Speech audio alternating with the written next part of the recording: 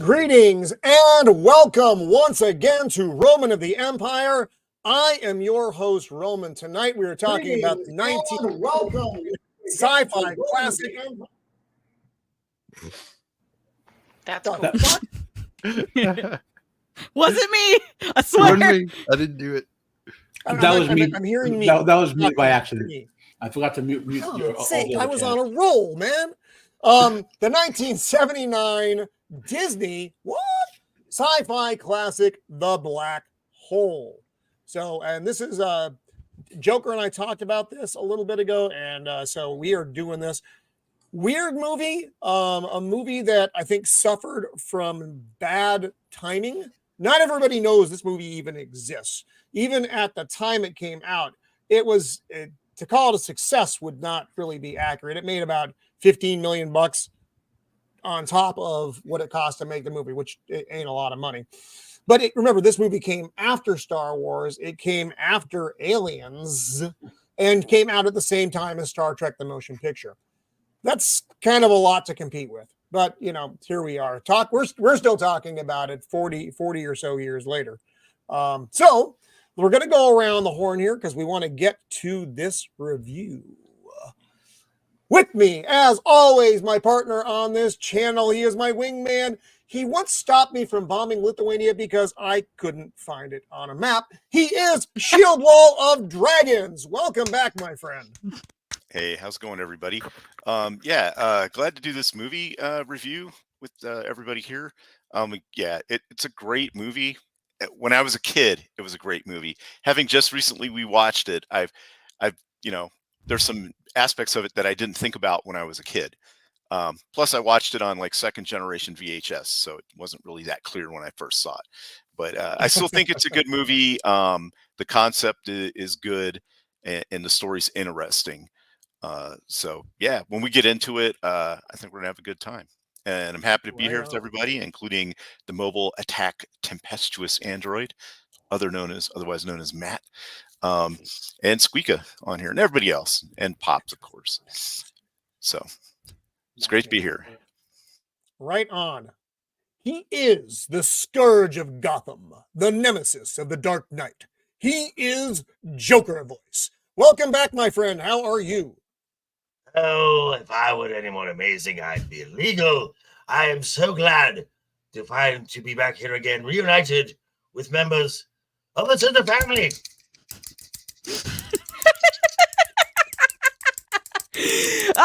Poor yes. Vex. Vex is with us in spirit. Yes, Vex was supposed to be with us tonight, folks, but she was unable to make it. She's fine. There's nothing wrong with Vex, but she did have another thing pop up. So and like Shieldwall, I saw this first when I was a kid, and I'm like, oh, this is really cool. I've watched it a few times since, and it's like, oh, yeah, I didn't think about movies like I do now, but it's still a fun watch. Yep, so, definitely. Let's roll. She will tell you if this is the way. When they announced that they were making a Mandalorian and Grogu movie, she actually put on a helmet over her helmet. She is the Untamed Mando. Welcome back. How are you? Doing all right. Making it. Glad to be on the panel with all of the sexy people, including Squeeka, who's the most sexiest.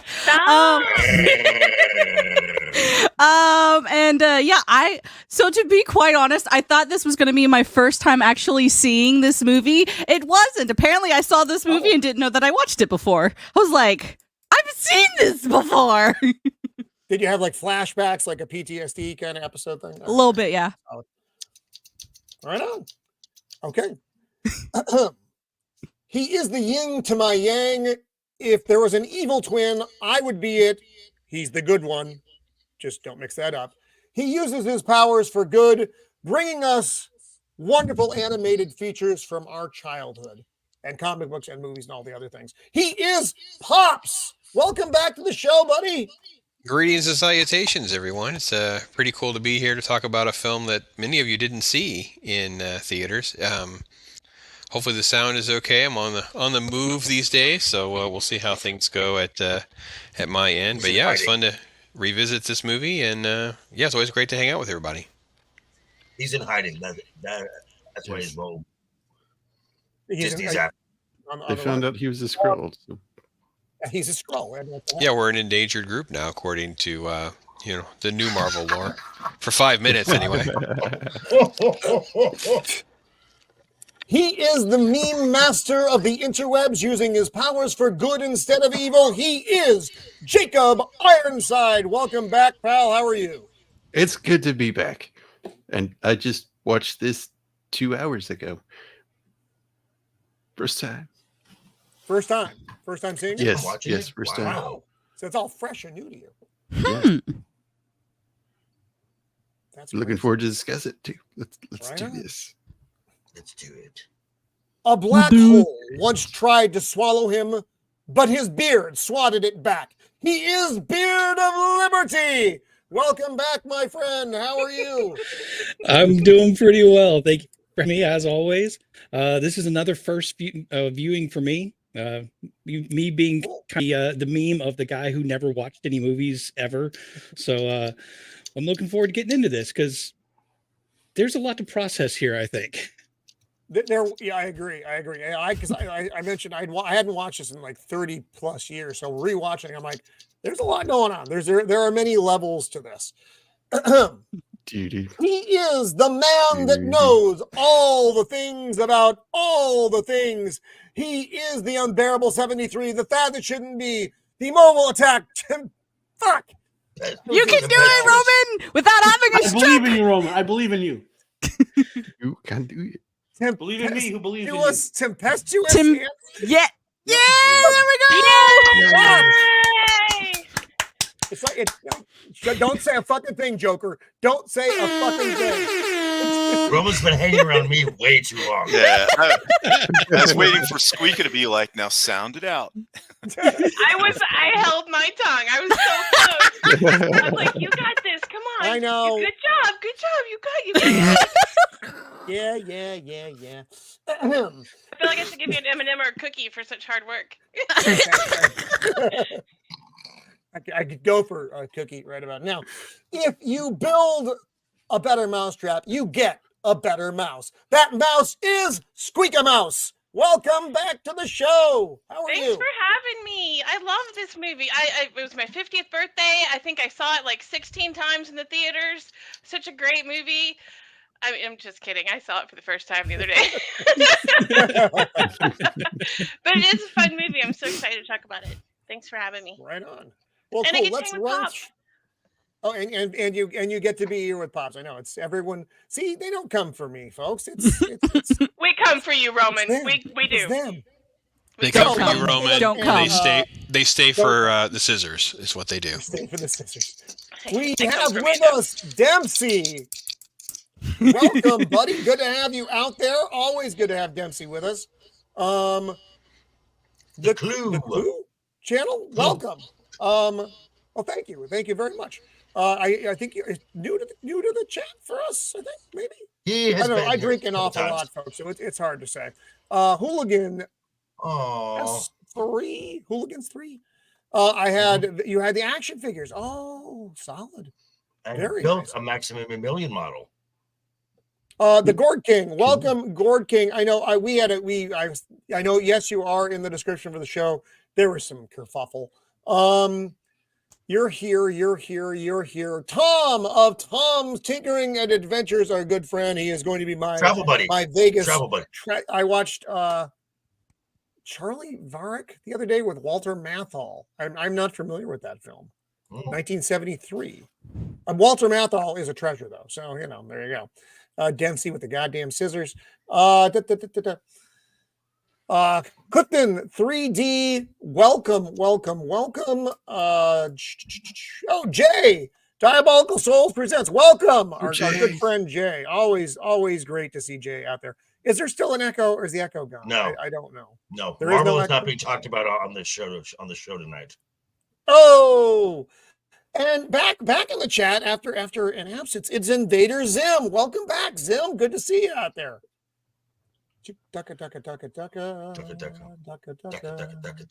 America's 2001. Welcome. Nice to see you out there.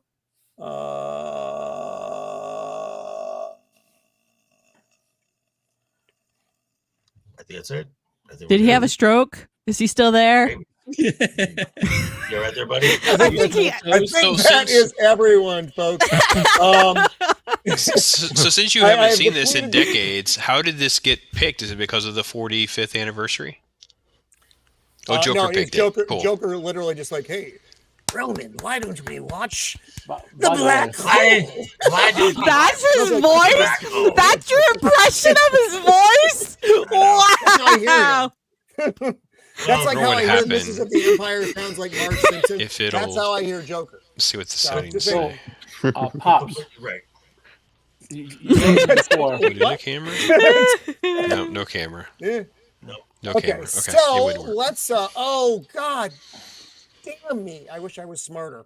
I say this every week, and it still doesn't happen. So I can do free tutoring. I'd like you to tutor with me. I may. Hello. I didn't mean it that way. I was Fuck. Sorry. I need Squeeka to teach me how to do my laundry. What? Wow. Euphemisms. There we go. Now, and hopefully this doesn't shit the bed when I do this, but it probably. So- will. I guess this happens. Pops mentioned in the pre-show 2 movies, Tron and Escape from Witch Mountain. The guy who Yeah, that's- exec produced That's this what I didn't movie want to happen. presided over like my favorite era of Disney movies, including Tron and Witch Mountain, The Rescuers, a movie, an animated Love the film. Rescuers. There's an animated film not enough people have ever seen called The Black Cauldron, which I think is Disney's best Yes. animated film ever, Love the Black Fantastic. Cauldron. I've Yep. seen that one. based on the Chronicles of Prydain and a fantasy series. Other stuff, I'm trying to remember. Tron, I said Tron. Are Anyway, you this talking about Can I Ron say Miller? Ron Miller. Yeah. Ron Miller, yeah. Yeah, Ron Miller. Yeah, he really gets all the credit for tapping Tim Burton, right? Because he's the one who Yep. brought him in for Vincent and Frankenweenie all- and stuff like that. So all of Roger Disney- Rabbit, yeah. Well, people think of as all the great Disney animated stuff from like the late 80s to the 90s, right? This guy, Ron Miller, set up all that when like what they used in the Black Cauldron, the studio, the setup and all, they used to make all those animated films like that came out in the 90s. Like I don't remember, you guys all know what I'm talking about. But I think they're all inferior to the Black Cauldron personally, and the Rescuers, which wait, I think I saw the Rescuers as a kid. I wore out 3 or 4 VHS copies of it. That's how much I watched it. Wow. I saw it. He married Walt's daughter. Yeah, I remember some stuff about that. And that was his final stint for Disney. He had several earlier stints with Disney. Now, I'm looking at something. There's other films you guys have heard. The Fox and the Hound. This guy did. Yeah, I love Pete's Fox Dragon, and the Hound. right? Pete's Dragon. Fox and the Pete's Dragon. Oh, okay. Yeah, I remember seeing that in the theater. That was good. Freaky Friday, right? And then Mhm. on his earlier stint in Disney, he did one or two of the Flubber movies, like Flubber and Son of Flubber. If you've never seen them, they're pretty entertaining. With Fred Wow. McMurray, right? Pops, is it Fred McMurray? Yes. Yeah, that's Yeah, Fred McMurray. Yeah, The the Flubber Shaggy movies Dog and are- stuff like that. Yeah. Yeah, okay, Yeah, so well- like the 60s era stuff, right? Yeah. Yep. So He this is worked on the produced for film Ron side Miller. before that, then went into animation. He was so Yeah. good at what he did. He's one of the key people behind Disney's legacy that nobody talks about. Good call, Yep. Matt. And he even further back at WB, he did a whole bunch of westerns, and I think he might have did some animation work there too. So this guy's a legend, who, like he said, no one talks about. And it's directed by Gary Nelson, who he did mostly TV stuff. You don't really have a lot as far as Gary Nelson went. Music by John Barry. He did Dances with Wolves, Living Daylights, Out of Africa, Somewhere in Time. The music for this film I thought was very interesting. They wanted John Williams, but they didn't want any more comparisons to Star Wars, so they did not use John Williams. I think that's an interesting not choice. So we pick up the movie here with the Palomino. It's on a mission to discover life. I mean, which is kind of whatever. It's just out there. It's a smaller ship, small crew. I like there's the an echo going practical on. effects here. I'm getting it as well. Roman, every time you share it, like this, how every week, make sure you're not sharing the audio for the tab of the screen. You're like the other screen. I don't think I am. Am I? Because that seems to be like it happens like a bunch of times when you do that. Oh, let me check. Let me check. Oh, damn it. Let me see here. Damn it, No. Janet. While he's No. doing that, Oh God. So Boogers. Okay, I'm going to remove this, but then everything's gonna crap here in a second. So just kind of bear with me. I don't remember the whole details, but Escape from Witch Mountain and the director of this film, this guy got it because I think the director of Escape from Witch Mountain couldn't do this movie or something like that. And there's some other behind the scene connections between the films that I don't recall. Yeah, there was. Where the hell did it go? It went into the black hole. It did go into the black hole. Okay, there we go. We're okay. We should be okay now. God damn it! Fuck shit thing. Sorry. Now. You're Hi, acting, Melvin. You're acting tempestuous, Roman. All right, everything's fine now. Everything's fine. Everything's fine. Everything's fine. Is it though? Is it? Echo still. No, it's Still an not. echo. So that's not me. I have no echo. It starts as soon as you start sharing. God damn it. Is the tab that you're sharing this in? Is it in the same browser window as your stream? Man, you're talking about things I don't understand. So Here, I'm going to stop stream. Here, I'm going to stop sharing again. If it still continues, no, I can still hear it. Someone, I don't. Your screen. Okay, there's someone. Okay. Just blame it on me. It's okay. That's all. Wait, did it No, stop now? Squeeka, we've already had this conversation. Everything's always my fault. Oh. Did But I it stop changed my now? name to the Kerfuffle. Sure. That's my Did name. Now Did it's it going to get stop all now? fucked up again. See, this where the audience is just. I think leaving it left and stopped. right now. Yeah. Okay. I stubbed my toe yesterday and think thought of it- Mando. It's I like, think it might Mando. be. I think it might be. It's not what I do when I think of me. It pops. Unmute yourself. If you're still there. All right. Anyway. Yeah. So- Yeah. sorry- Okay. I sorry- think it's. Unfortunately, I think it's pops that is. We're getting the audio. No. Yeah. Pops is popping the audio. Which is. Somehow we're getting an echo when he's. Okay. Well, Unmuted. it's fine. It's fine. It's fine. I'm not really hearing much myself. Anyway, so we're with the Palomino. It's a little ship. This is interesting. So you see them floating around this thing, which was kind of cool. And it's they actually wanted the whole movie to be anti-grav, but it just turned out to be such a pain in the ass that they decided once they landed on the what the hell's it called? The Chingus? The Cygnus. Cygnus. You The can't sickness, say what that. You is can't. that? Oh my god, you know what that means. Cygnus. The Cygnus. Oh my So god. they my get God, gravity no. restored. So I had But it's still cool. one of these robot toys. I remember it was either him or the broken one. The Vincent Yeah, or so Bob? you're meeting Charlie. This is Lieutenant Pizer, not Charlie. Pfizer. Big difference. Kaiser And the Soze. robot is Vincent. And they're Right. getting pulled off course. And they had to do corrections. They're like, why are we having to do corrections? Because there's a big freaking black hole there. And then the rest of the crew, they slowly get introduced here. You have Anthony Perkins Yes. of Psycho fame. Yes. Playing Dr. Durant. And I actually had to look up and see what his actual Alex freaking Durant. job was on this ship. He's the civilian first officer, I guess, for lack of a better term. The civilian oversight on the mission, which is a little bit weird. Right. And so he's a very sciencey minded dude, though. Mm-hmm. I Vincent. love Vincent. And Vincent, voiced by Rowdy McDowell. Roddy. Roddy. McDowell.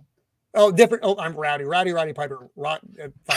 The English guy who was. That We would've been an need interesting film. a Rowdy Oh, yeah. Roddy Piper dub for Yeah, That me too. would have been an Yes, interesting I film. love Roddy Piper. I really want to see Roddy McDowell wrestling memes now. right? Yeah. He's so skinny. And he's dressed like an ape. Why is this? Oh yeah, wasn't he? Yeah, he was. He That's was Cornelius, Cornelius. right? Yep. Yeah. So Well, Cornelius and Caesar. He did do Caesar as well. Didn't Yeah, and he played. I don't remember the name of the ape in the TV show, but he played that one. A different named ape in that TV show. Right. as well. Not to be So- confused with Cornelius from The Fifth Element. Which is a No. fine film. Yes. Cornelius. or what the narrator has his name tag on as in Fight Club. So they see a ship on the horizon of the black hole, which is the Cygnus, which oddly enough is what Dr. Kate McRae, She's the only Her lady father. on the freaking crew. Who got the job because she was willing to I'm cut her sorry. hair. This was So, one thing I had a problem with. Her father was on this ship and she didn't immediately recognize it. Right. So I want to know. So I want to point something out here. Already the ship design. So you've got the Palomino. The Palomino was the way it's designed. This was launched from a rocket from Earth. The Right. Cygnus. There's no way that a ship like that No. would be launched. That That was was built in in space. Yeah. Right. That was built in space just by the design Well- because it doesn't need because that square rectangular design is not because it's space. You don't You need are- anything that's aerodynamic. You are Space. correct, Joker. However, if he had the anti-gravity field on before he launched the ship, they could have built on the planet. If the anti-gravity field is the whole like Deus Ex Machina for this whole thing. I don't think they had the anti-grav stuff though, No, Matt, that because was after. Later on in the film you hear Reinhardt talking about how they developed their Right. anti-grav stuff because of the black hole. Yeah. By the way, I like the way the ship is designed though because it looks like an aircraft Yes. carrier. the Yeah. It so does, but a lot Yeah. like an the aircraft people carrier. who did the animation for this were aware of actual black hole physics, whereas the people writing and acting in the movie were not. Just so I you love were that aware. shot, by the way. Yeah. Anthony Perkins. Hmm. So what they're doing That right here there, is they're, beautiful shot. I like that one. you're using an overlay to try to match up, and it gives you an indication because it lists off like what ship they are, like the J7 from Japan, the the Prometheus from this country, so that it's letting you know without actually having to really tell you that Earth has a lot of spaceships out there from a lot of different countries. So Correct. we're way into space, and it's not like an unusual thing to be out there. Right. And so we're seeing the back of Ernest Borgnine here. Yes. There he is. So I didn't know what his job was really either. He's a reporter. He's a journalist. He's a journalist, right? Swanky and sweater he wearer. And he is the most Is an inconsistent awesome character in this whole movie. By the way, he flip flops like Harry every Booth half an is his hour. name. Oh, as far as like his motivations, Yeah, and his and motivation, character. whether he's manic or not, or Right. like it's almost like he is manic, like he has some sort of manic, like wild mood swings going on. Yeah, he does. And here we see Robert Forrester as Captain Holland. And it's funny, I'd forgotten he was in this because I think the last thing I saw him in. He was in Breaking Bad. He was the guy that. Yeah, he was like a fixer guy, right? Right, a fixer. Sort Right, of. he'd help you disappear for the right amount of money. He won the Academy Award for Jackie Brown in the Tarantino Did he? movie. Yep. Oh, he was in. He Yeah, I got- remember yeah. him being in that. Yeah. Yeah. This is so. This, yeah. Uh, So Yeah, this this is Robert actually, Forster is a famous actor. Yeah, he was huge. Yeah, Actually, he's a good if you actor. want a great B movie to watch this guy in, it's probably the best like giant monster, but that's not a kaiju, but like a giant animal monster. It's called Alligator from like maybe a year or two after this. Oh my came God, out. I remember that movie. Yeah, you remember when I was a little kid? He was hunting and it yeah, down in the sewers, Yeah, and right? it Because broke it was up eating the dog. like 70-foot long alley. It broke up out of the concrete and ate the little kid. that was a and I was like, scary yes, get him, get him, get him. Yeah. That Okay. movie fucked me up This is for like pools. the era of like monsters in the sewer movies, Chud, Oh, Chud was Howling, so that kind of stuff. Yeah, but Alligator was so. I mean, you know what? I'm going to watch it and do a review on it. Giant animal Alligator. movies started. So they're after doing a pass Jaws. by on the Cygnus. that era They just of it. wanted. He's like, we can do like one flyby. It's probably going to be dangerous anyway to check it out because of the freaking black hole. and I just want to say that this because we've talked about everybody. This is actually this is an amazing cast. This is an amazing cast Yes. for this Yep. time for this Most- time of a film, and that shot right there, just the way the black hole looks in this entire film, loved it every single time. Yeah. Couldn't Well, like I couldn't said, get enough of that. the people doing all this, the effects and the paintings, they were aware of black hole physics, which were fairly well known at the time. You know, we learned a lot more about some stuff, but the people writing this movie with like the events are like my biggest complaint about this film is that they had like directing was good, the acting was good, the sound was good, the visuals were good, and all that, but the actual implementation of the plot was horrible. Like Like there's just no. Well, unless you have a certain theory where it's the end of the film, like you're talking about, Roman, then there's an interesting. Yeah, we need and we will hit that. But what I did love were the space shots. I thought they were just exceptional. You know, right now you're just getting the silhouette of the Cygnus. It's really that's fantastic. You're not getting the ship all lit up like from the front, like you could see it. It's dark because the sun, the lighting is all on the other side. You're not getting any light. I just think they did a nice job with all this stuff. Mm-hmm. Yeah. And the interior and the way they rolled around with the camera work on the interior of the Palomino, also very good. Now, I had heard that some of these scenes to make the anti-grav look more believable, that the set was actually upside down, and so when they came him up through the passageways, it looked more natural. I mean, somebody can correct me on that. No, there's a part where I just know the actor Yvette Minimu when she comes down through there. Oh, Kate? Kate. She's actually on a wire because you can kind of see how her uniform attaches, and you can barely see the wires in there. So you're right. She came down, or they pulled her up through it. I mean, right. So it looks like she's coming down from it, but actually she's being pulled straight up. Gotcha. Yeah. So I think you're right. That is gorgeous. That is gorgeous. The look of this film is just. Unfortunately, I think that there are some plot things that are a little clunky, but there's a lot of plot things. My complaints with this movie are very, very minor. Like any movie, but the look of the film is just stunning. And even so now they're getting hit by the gravity. Are great. And this is one of those spots where. Oh, go ahead. I was just going to say that I loved that Vincent is the only constant in that entire thing. So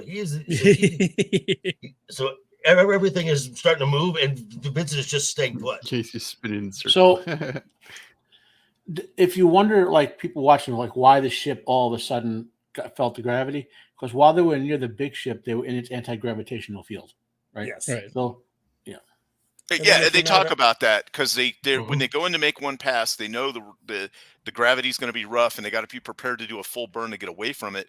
And he's like, "Oh, it's bucking like a Bronco," and then they hit that field when they get close to the ship, and it goes dead. And he's like, "Oh, it's smooth like glass." Then they pass out of it, and now the gravity effect is super strong, and it's causing the ship fucking them up.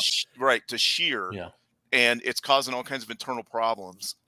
This is an interesting thing Melvin brings up. So the actress had to cut her hair. Now she wasn't the first actress for the part, though. There was a different actress that they had cast. There were a couple of previous actresses, and just the one that is of interest though is that she Jennifer Lawrence. Jennifer Lawrence, of course, she played all the great. I don't remember the lady's name, but she Sigourney Weaver, was like a model. No, Sigourney Weaver. They originally wanted Sigourney Weaver. They thought her name was funny, so they didn't cast her. I know. But the lady who they did cast, and she was already in the part, and they cut her hair. While they were cutting her hair, she got drunk on wine though, and had an accident on the way home, so they had to recast it. And this lady got the part. And it's a shame that they cut her hair because she's a beautiful woman, but her hair is not only that, but in this. Her hairstylist. They would have had the best hair ever in any movie because her hairstylist was Vidal Sassoon. He was there on set. Oh, really? Yes, he was there on set. He was just before he was a personal hairstylist. She was in the Time Machine. Yeah. She went on to a bigger career than almost anyone in this movie, except for Anthony Perkins and Roddy McDowell, basically. She was in a bunch of Italian movies. Irritating. Jennifer Robinson, Jennifer O'Neill, Jennifer something. But anyway. Yes, Melvin, that's exactly what I'm talking about. she was smoking hot in that movie. Did they eat her? No, the hero Morlocks? saves her from the Morlocks. Oh. Yeah. Well, in the book and in the movie. So Vincent has to go outside the ship here because something got fucked up. And I thought it's funny though. Yeah, yeah. I was gonna say I thought that the way that they animated like how his little ball feet hang on to the ship was pretty good. I love Yeah, he's that got part. that. It made me so excited. I was so excited about that. Like that, I wanna Yeah. how mention that Yeah. just looks great. So that, in fact, would hold him against the gravitational effect. As soon as he separated, no cable would have kept him with that ship. Yeah. So this is where I didn't understand. There's Ernest Borgnine's Ernest Budd. What his job was, because as soon as the ship gets damaged, he goes to try to help fix stuff. And I guess everyone probably has to have some skill, Well, but that's just a trope from this, like sci-fi books and movies. Like Yeah. everyone in space must know how to fix stuff. You know, that's so I was like, is he an engineer? What is his job? Well, the ship is not big enough to technically be like a passenger ship. So if he's on there, Right. he's got to be like he's got to have a crew He rating. needs a job. Right. Well, he's a reporter, but I don't That's understand. not a Yeah. job. So Not not anymore. Not a It's not. job. Not anymore. It's not. Now they have to learn how to code. I think some of these shots, though, it really does showcase one of the strengths of the film. And that was like the set design and the details they went into in the wake of, Star Wars, Star Trek type stuff. They tried to make a franchise with this. They tried to make a footprint. It was. I mean, they got their money back, but they didn't like get the blockbuster Barely. feel. Yeah. One thing I noticed about the ship design for both the ships is that it's kind of it's leaving the like 60s kind of motif and heading into a more modern. So they have a lot of equipment and things that look modern, but they also have a lot of screens that have just a bunch of nonsense on them that just for flashing lights and stuff. And so there's that transition between, it's a rocket ship and it's a spaceship, Yeah. Yeah, Well, I yeah, think and the movie remember, Alien changed a lot of stuff. Yeah, Alien had already come out. Now they had already, obviously, production on this film was already well underway by that point. But you do get a more grounded element as far as functionality of the ship instead of just being shiny and pretty. It looks like shit actually has a function on where it is and what it does, not just smooth consoles and all that stuff. So this Kate and the robot Vincent have an ESP link. That's important. It's weird, Yes. but it's important. I think that's, as far as I can tell, it's like her only fucking job is to talk to the robot via her. It kind She is supposed to have the only functioning brain on the ship. Wonderful. Well, you got to remember it's Highly. 1979, so they're going to give her a role where she's using her mind and intuition to kind of talk to the robot. Yeah, his eyes turn red when she's talking. And with there's her a whole ESP. I guess you would say subgenre of science fiction where psionic powers is part of it at this point. Right. Even Asimov had them in. But I haven't heard like those types of powers, like telepathy and telekinesis and all, refer to ESP in a very long time. That was it was like a 60s and 70s thing. Yeah, that was my favorite part, was calling it ESP. Boosh. Like, she technically has a telepathy. Sorry, I call it telepathy, but she technically has telepathy. And I'm like, why are they calling it ESP? She doesn't have all of the other things. She can't telekinesis things. Well, no. I'm like, just call it for what she's telepathically linked Because with it. Like, it was a so funny. catch-all term for all those powers. Like now we have all the Yeah, but she never used them, and I was so excited when they're like, "Oh, use your ESP," and I'm like, "Oh, this girl's got it." It's like, I'm like, then all she does is talk to him, and I was like, "Oh, wait." Lame. Well, ESP stands for extrasensory perception. Yes, right. Which So- could mean a whole lot of things. This show, Well, yeah, but or it's like not the umbrella. ESPN. Can you Produce sports, you have ESPN. But like ESP is like saying I want cereal versus like I want Honey Nut Cheerios. Like it's like she has all of the things. So I was excited. If she had ESPN, just randomly started spouting sports scores in the middle of the film. Oh my god! Like Maximilian's attacking. Giants 17, Patriots 20. Another thing about Vincent the robot is What's your ESPN telling? He's always quoting like old proverbs and like Socrates and stuff, which I thought was interesting because you don't hear that kind of stuff these days. No, that's like part of his programming is to offer these philosophical tidbits. And I like that sort of like repartee he had with the one guy Charlie. Pizer. Yeah. Charlie. Yeah. This shot is really cool. So you're getting the thrusters from the Palomino, and in the very, very far distant part here, you just see the silhouette of the Cygnus. Yes. It's just, again, the way the film looks is just beautiful. What I also and here's like, poor Vincent working outside. yeah, and here's this cable getting cut, basically. But I also like how when they show the exterior shots, it's using thrust maneuver jets to make its course corrections. So it's actually doing like real space stuff. Yeah. Yeah, that's cool. And so Vincent gets separated, and off he starts floating. And he pulls the R2. Yeah, he's got a little, like Batman device here.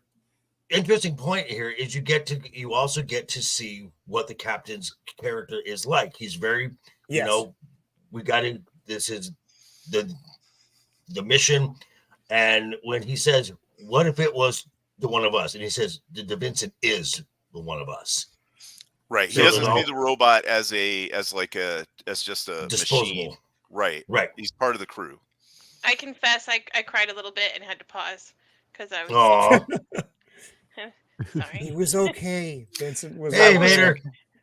My thing was like his claw wasn't holding or strong enough to hold on, but this little magnet is going to hold him.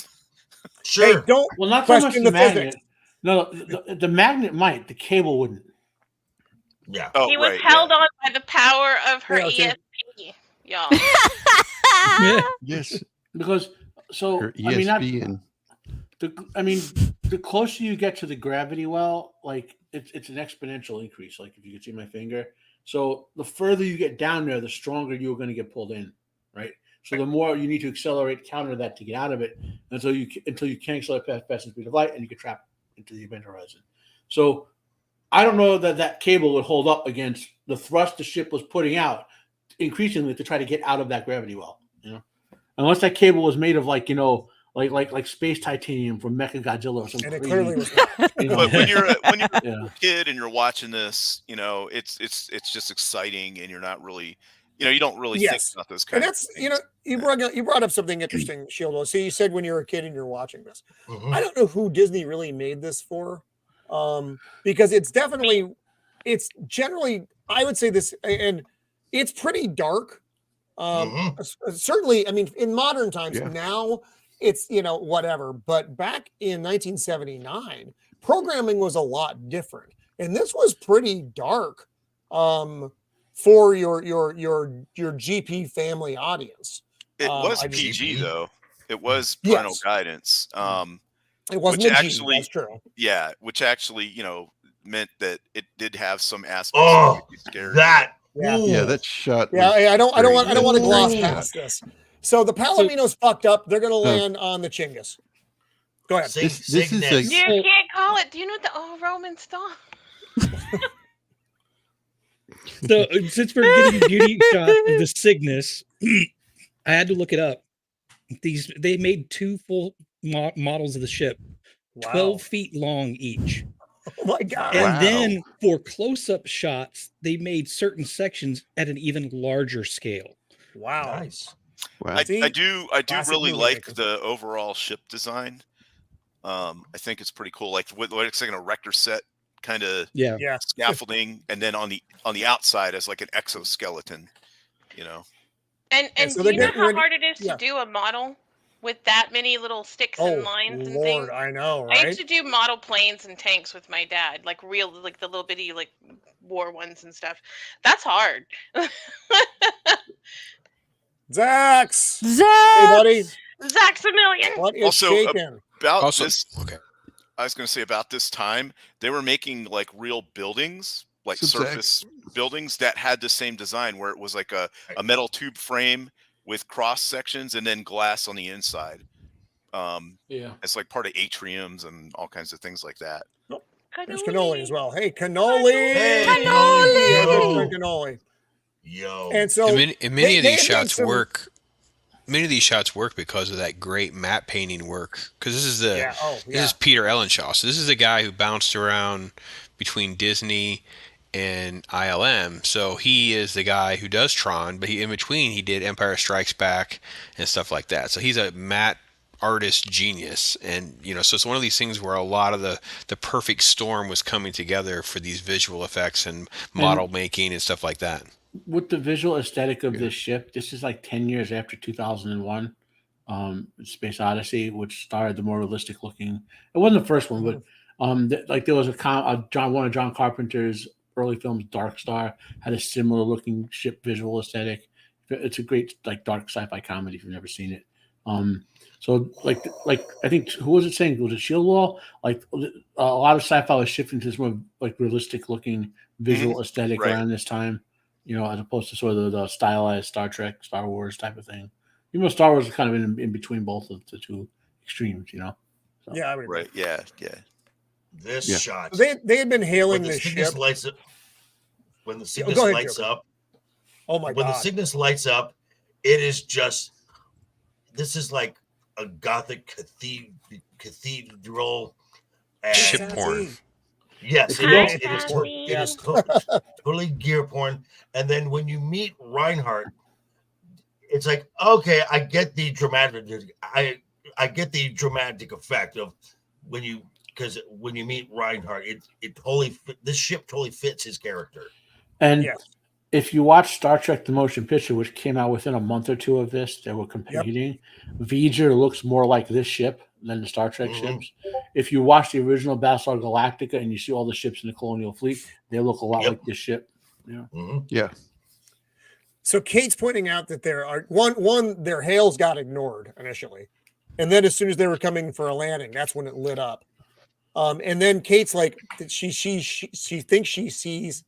That's easy to say. Shadows. Shadows on the ship.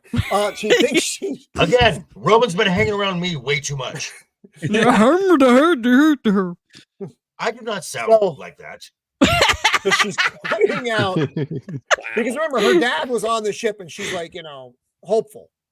What I liked about that shot was they do a pass before this scene where you as the viewer get to see that shadow walking, and then she points it out on the screen, so you have a chance to be like, oh, is that a person? And then she confirms it. So I like the fact that they took time to make the screens look legit too, like that they one did, guy was looking at the little green screen, this not just all her, but looked the other guy, pretty legit. Yeah, even that they took the time to do this drawing, so it looked like.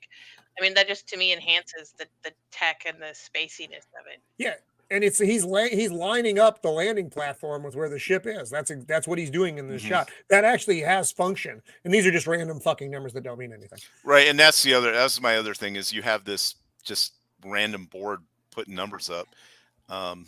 When it should have just been more screens like this, I think. But that's how they do it to make it look busy. And the way they had the ship maneuvering with the thrusters and all that, the attitudinal thrusters, that was pretty cool and semi-realistic. So, yeah, I really like that. And so when the ship lands, it doesn't just stay on the platform either. It lowers down into the superstructure of the ship, which is pretty cool. And you're not just out there. You got the little landing. And then connective, and then as the tube comes in, you see the robot come off of the structure of the ship. Yep. Which is now again cool. Now this is my one of my first major writing problem of this. Why would you go in hot with guns? You're looking to make problems, and yes. Yeah, they don't know what's there, but it is. Why would you? I'm sorry. I don't want to disagree with Matt here, but why would you not go in with your guns? You don't know the situation. I mean, this is a ship that shouldn't have been functional. Missing person, clearly, possibly. They stated clearly that ship could have blown them out of the sky. They've stated that already. So I could see them having the weapons holstered, but going in as if you're going to get shot at when you open the door that was just extended to you seems it's. I didn't know enough about the geopolitical situation to think even why an exploration ship just looking for life, unless there are other aliens out there in this world, would even have weapons on it to begin with, like actual spaceship. Well, no, it's not that. It's the number one problem is going to be space pirates. It's not. It's going to be humans. Well, that's what I mean. I don't know if that's an issue. If they're like so much space stuff out there. Also, their ship has warheads on it because he specifically, aside from the small arms they have, when I don't remember if it was when the ship lit up or something, but Captain Holland's like, "Hey, I'm going to arm the warheads," and they're like, "Whoa, slow down, big guy." That's when they said the other ship could have blown them out of the sky. They know it's on, right? You know, but I get both sides of it. Yeah. That because the ship was supposedly recalled 20 years before. Yes, and so they're like, what's it doing here? Yeah. The thing about the interior of this ship for me is if you've ever been to Disneyland or Disney World and you rode the Space Mountain, it looks very Space Mountain inside. Yes. Yeah. They did a really good job on the. They did a really good job on the robots hovering. Oh yeah. I mean, you can't. I think the there's visual like effects scenes and, where you can kind of tell everything it in was on this wires. is such top notch. It's just a shame that the story didn't get a really good sci-fi writer to really polish this up. Yeah, right. Interesting thing on that, the actors didn't get the last. I think it's like 25 pages of the script because they didn't know how to end it. So the actors had no idea they were getting to a certain point, and then it's like, okay, what do we do next? And they didn't get that until much closer to filming time. So they had no idea what the hell was going on. They didn't know what the ending was going to be, so they took some LSD and had a trip first. That's what it looks like at the end. I'm fine with that. Well, yeah. I can't imagine. I can't imagine Robert Forster and Anthony Perkins not wanting to do this without having sides. Like, I just can't imagine them going into this like a sci-fi movie outside their comfort zone, doing something like this. It's so mind blowing to me. So, I mean, since we're approaching the end of not that we're approaching, we're talking about it, that whole concept of black holes being a gateway to other dimensions, including places like heaven and hell, that's been floated around in sci-fi since they first talked about black holes. Yeah. Well, I mean, you'll find it in Doctor Who, for example, both in New Who and Old Who, black holes led to very dark places, and then there was let's not sidetrack. But there's a lot of novels and stuff that explore that sort of concept. Underrated film. I agree because again, timing. I think that's the main part of why it was. Right. It came out in the midst of all these just phenomenal, heavy hitting sci-fi movies that Star Wars 2 years before this kind of changed the whole game, and then Aliens was like the summer before this again, Alien again. That really changed the way we looked at sci-fi. And then this came out at the same time as Star Trek Motion Picture. There are a lot of debates on that film itself, but it was Star Trek. People knew what Star Trek was. The black hole was just kind of thrown in there like, hey, it's another sci-fi movie. And that was about it. Yeah. So the Sentries, I like the Sentries. I thought they were cool. These very clearly robots. Their helmet is kind of reminiscent of early Boba Fett helmet designs. Gotcha. To go back to a question that we had before is to what age range who was this movie made for? Oh no. Damn it, Copa. Who this movie was made for is I think that they made it for everyone, but the people that are going to get the most enjoyment out of it are probably people that are around 9 years old to maybe 14. Because you're just smart enough to kind of understand what some of this stuff is, but you're not smart enough to go, okay, how can they breathe in space or whatever? Oh, these are questions we asked the other day. So. Yeah.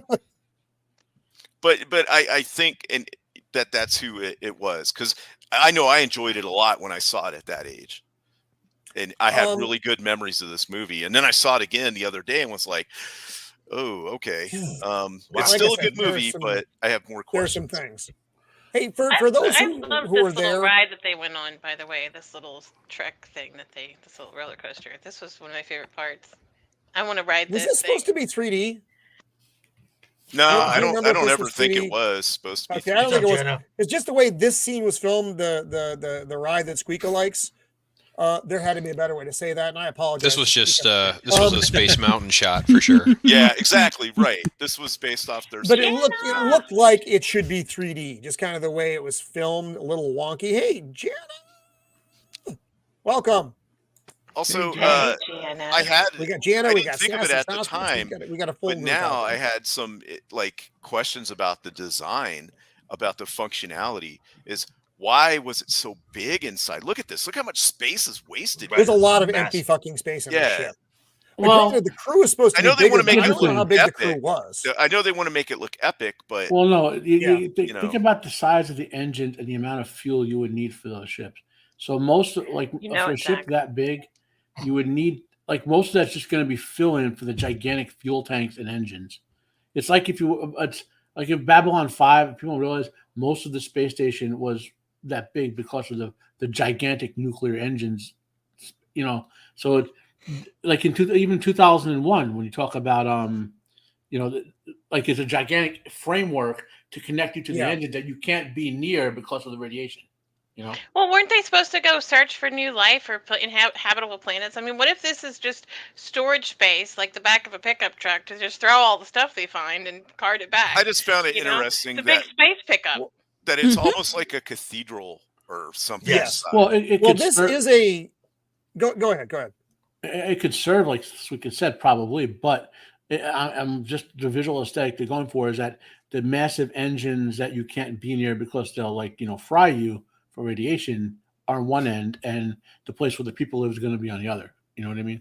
So Yeah, I mean that's as good an explanation as any, because remember this is a USS, so this is a government sanctioned ship, and which the reporter Ernest Borgnine points out. He's like, well, look what the taxpayers paid for all this. But I look at it as a military dude. There's just an aircraft carrier has no wasted space. This ship has a lot of just empty space. But I have a lot. people are obviously meant to be in these Yeah, spaces. you do. They are designed to have people Right. in them. So radiation or not, well, that would have it's been designed to have people be in the Okay. space. So well, that would have been I'm an guessing- afterthought, like in terms So of the I'm people. guessing that this ship probably had a much larger crew, and this was basically a city, like a functioning city almost, just to go through space. Mhm. Yeah. This scene, this shot, I want to talk about it because it was just kind of funny to me. They all hop in the elevator, and then I didn't. No, catch it. go back. Damn, my eyes. His ass looked fine right there. That was a heck of a side profile. Look at that. Like, Mhm. is nice. Got a nice booty. It's protruding just a bit. When they go up in the elevator, though, it's just the camera goes up.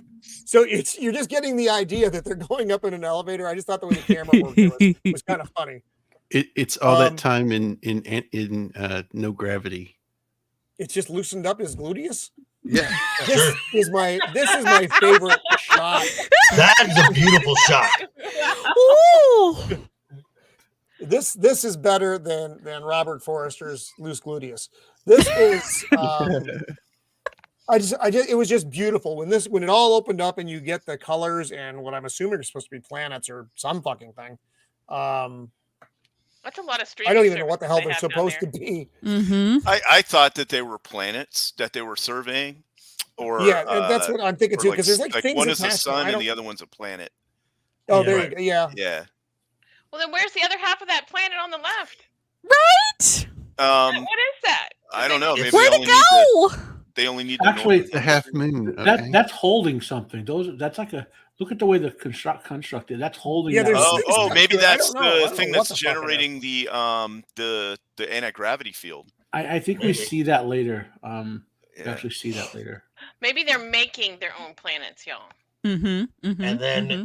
And then in here, See, we Squeeka, get- you and knew then you knew everything. as a- And then as they're looking around, then we meet Maximilian. Now, if there was never a doubt that this is a Disney film, the robots give it away because there's Max. Clearly, that's the bad guy. Clearly. There's no Well, both the question. bad Just- guys are in red. Come on. He looks. Which is sad because my funny favorite enough- color is red. That same aesthetic is from Tron, the from Maximilian. Right, for the I love master when Vincent cylinder. loses Yeah, his little the top. master control That's what program. makes Yeah. Yeah. So, But Yeah. he couldn't talk. He's He- got he- pointy he did- eyebrows too. I mean, that's a Yeah, bad the guy. pointy eyebrows, him being red, the Or- dead giveaway for being a Yeah. bad guy. or are Wait, they is this horns? Mighty Morphin Power Rangers? I feel like I've seen this before. That's Uh, I have that in my that's one of kitchen. Roman's favorite shows. hey! Kind of I scary wouldn't- that you'd have that in your kitchen. I wouldn't be Those are kind surprised. of like scissors. Oh, that's Well, right. Yes, those are just modified scissors. no. They're modified scissors. I wouldn't be So, surprised. okay, so What is Okay, the so- practical, aside from killing people, what is the practical application of this? I think I mean, that's it probably has, specifically like, a what lot they're of pressure. for. Is to just kill. You know. You could probably I make mean, a it's killer very smoothie menacing. with that. You could make a very good smoothie. You're right. You're right. So he's calling Charlie. He's like, fuck, Charlie. So and this is where this is a little bit peculiar. There's the robots are having a bigger dick contest between Vincent and Max, and it's just very peculiar. That's a That- perfect that- explanation or description of what this interaction is. That's the best thing about like the characters in this show is the two robots and their fight throughout the entire movie.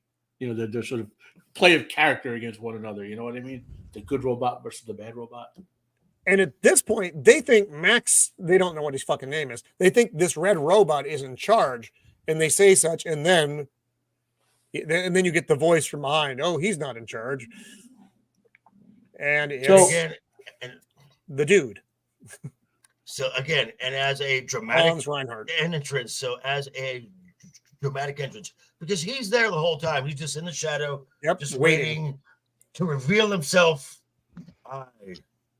He was doing his hair. Mm-hmm. Which And that make is a make low sure point. those locks looked luscious. He was talking to Beard of Liberty about beard care. He didn't have time. Mm-hmm. Now here's an interesting. She thought. looks unimpressed. I love her. She's just like, the heck? Maximilian is dead focused on getting this ship into that black hole, right? So, and we know what happens Yes, to that's him his job. and Maximilian at the end. Was Maximilian hostile to them because he was preventing Maximilian from getting this guy his just punishment for what he did to all the other crew members? Because remember what happened to him at the end? Think about it. You know, So now they know who he is. They recognize him, and he knows that this Hey, is. I know what the This sweater guy, his smarmy little face. I'm sorry. Look at me. Look at He that. just looks so smug. Like, hi. But my problem with him is he I've looks seen the- sweaty. He looks That's what- sweaty all the time. that smug You were look. wearing that sweater. Ernest Borgnine is known for that smug look. He does it in every role. Well, yeah. when I saw him as a kid, I always saw him in B movies and not very good stuff. I had no idea he was an Academy Award winner. Oh yeah, The Poseidon Adventure. Yep. He was good in that. I like that movie. I'm talking about Well, later on, like in the 80s and stuff. he would have done Escape from New Oh, York yeah. around this Yes. time. An underrated horror film he did called The Devil's Reign with William Shatner, which is around this time period. He literally played the devil. You know, but obviously his more creative stuff would be earlier than this. You know. Yeah, he won his Academy Award in like 1955. Yep. So Holy it was shit. a while ago. Oh, Borgnine's been a long. Eventually, in the 80s, he was an Airwolf. Of for those who follow his career. Yes. I was 88 and 55. Yeah. TV show McHale's Navy, I think. What Pops Yes. was McHale's Navy of the 60s, right?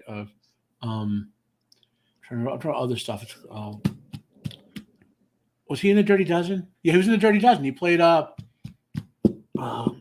he was. he played the general in the Dirty Dozen. Remember? Yeah, he was in a lot of stuff. He did. Through the the 50s and 60s, but all I remember is I think his career just he wasn't anything really that big, Right. like theatrically. Of course, he's done a lot of cult classics though, Yeah. like Escape from New York, that kind of thing. He was in a Viking movie. I don't remember which one it was. I haven't dear seen Lord. that. But I learned A liking lot the of Ernest movie. Borgnine. Yeah. So Hey, Reinhardt the black hole in recognizes this. the girl. What's that? the black hole in this is the same black hole that's behind me. That's where all the raccoons came from. Is that They what are you not got as the same black interdimensional hole, raccoons, Jacob? Jacob. There's a So- really good No, it's not from the movie. Nothing can escape Okay. a black hole except raccoons. Is that what you're telling us? Most there's likely. there's a really good espionage movie Right. like Ice Station Right. Zebra with Yo, that's a good Borgnine in movie. it. Yeah, Yes, he's, Patrick McGoohan from The Russian? Prisoner. He plays a Russian in it. Yeah, so he's in a lot of stuff that's really good that people don't readily think of because of his later career as like a sort of like Airwolf and less Right. lesser known roles. So Kate at this point is asking about her dad, and Reinhardt saying, "Yeah, he's fucking dead." So He died a long time ago. he says it nicer than that. But again, we get this beautiful shot of the bridge here, entering his Borgnine. That's like an I art wonder if piece each back one of there. Like I those- just want that on my wall. Yeah. Mhm. Well, that's a I wonder painting. if those are like lights That's a painting. behind the painting that make it look like it's Right, glowing. and what it looks like to me is those control panels all look like 60s abstract art. It's a rave, yeah, y'all. yeah, It's yeah. a rave. The Cubists. It's a Jetson Pollock painting. So they're asking about the crew, what the fuck? And he's like, they didn't make it home. So his version of the story is that when they got there, the ship had suffered damage from an asteroid field or a meteor field or something like that. He sent the crew off in like escape vehicles to go back to Earth, and that Kate's dad chose to stay with him to, kind of go down with the ship type thing. But then they repaired the ship and they stayed out there, but he died a while ago. So, all right. And his thing is that he was on the cusp of this big breakthrough, and they did the recall because it was too expensive or the mission hadn't found anything, and they just wanted to get him back. And so he was like, nah, screw that. I'm going to stay out here. Because he wanted to finish his research and stuff. And so the premise is that he built all these robots in 20 years to crew the ship and then walk around with a bunch of security detail robots, which I don't know why you would need so many of them if it's just you and a bunch of robots, but Yes. And the humanoid looking robots are an interesting plot point later on. They were he talks about them. He made them kind of medieval because he has a flair for the dramatic. And then we get the big dick contest again. Are they the first people to find him or the first ones who lived? Dun, dun, dun. But those are the easiest Halloween costumes ever. Those little humanoid robots. They're pretty good. Yeah, right? they I'm kind like, of dude, I could Yeah. be one of those for Halloween. Nobody knew who I was, but that's even better. I'd know. Mando, you can be Maximilian. But how Yay! it plays into the storyline later really is kind of almost like a horrific part Yes. of the movie. Yes. That's exactly the And word. so these two are going to get use. parts, and the other guys are all staying with Reinhardt. And this is interesting. This is where Durant, Anthony Perkins, is like, well, now, Doctor, you'll be able to come home and share all these amazing discoveries. And he's like, what makes you think I want to go home? Right. This is where he says that he wants to actually take the ship into the black hole. Not yet. And He he- doesn't. And, I've and heard by that the one way, before. this is where Yeah, he Borgnine does. starts doing his madness, like his back and forth between, let's take over the ship and take it back. Let's run away. Like the most Now- inconsistent written character in this whole movie. I want to point something out here on Max, because Max is doing the hovering thing. But if you notice his leg fins, they will always adjust. They're always adjusting the entire time. I thought that was a nice that was cool. touch for Max. And now we get to meet old Bob. Old Bob. I loved old Bob. I loved So him Right? so interesting thing much. about Bob. And his So voice. Gary Nelson didn't think that the original clay design when they made the mock-up had enough damage, so he took a baseball bat to it and told them to Oh. cast that. Yeah, I thought that was pretty Wow. funny. It's like, all right, got Yeah, it. that's Was it's the bat voiced named by Slim. Lucille? Just No, that would have had spikes on it, so it would have left Oh, indentations. Was it Burn- voiced by Poor old Bob. was it Slim Pickens, or it Yes. sounded like it? Yeah, so both Slim Pickens and Roddy McDowell were uncredited. If you go back, now we know, obviously, and their voices are very distinct, but they were uncredited. How does he have no, that many lines and not be credited? Thought it was weird. Thought it was Yeah. weird. Probably a union thing. Can we have a black hole too? That's all about Mhm. Bob. Mm-hmm. We need What about more Bob? Bob. All about Bob. What Yeah, about well, Bob? I also Would be like a prequel. I also like the fact that there is a camaraderie between Vincent and Bob, just instantly because of their Yeah, because they're the design. same model. Right. Yeah. The old battalion. Can we just get old Yeah, Bob Bob's in charge of having getting parts. Slim Pickens do Blazing Saddles dialogue? That would even make this movie a whole lot more Somebody, interesting. somebody go back to town and get a crap load of dimes. Excuse me while I whip this out. So here's the power source, and it's enough. I believe Reinhardt actually says this is enough power. They could give power to the entire Earth with the power that's on this ship. And look how many levels it goes down, and there's crew Yeah. at each one of those lower positions. So yeah. When they said that and so this shot, the first movie that came to mind was Forbidden Planet. With the Yeah, that's great gigantic construction, great with reference, all great that- homage with almost. all that power, and look at the way the meters are, and right. remember all the round meters as it powered up and all that. Oh yeah. And the core went all the way to the planet or something, right? Yep. Or to the center. Yeah. Yeah. Right.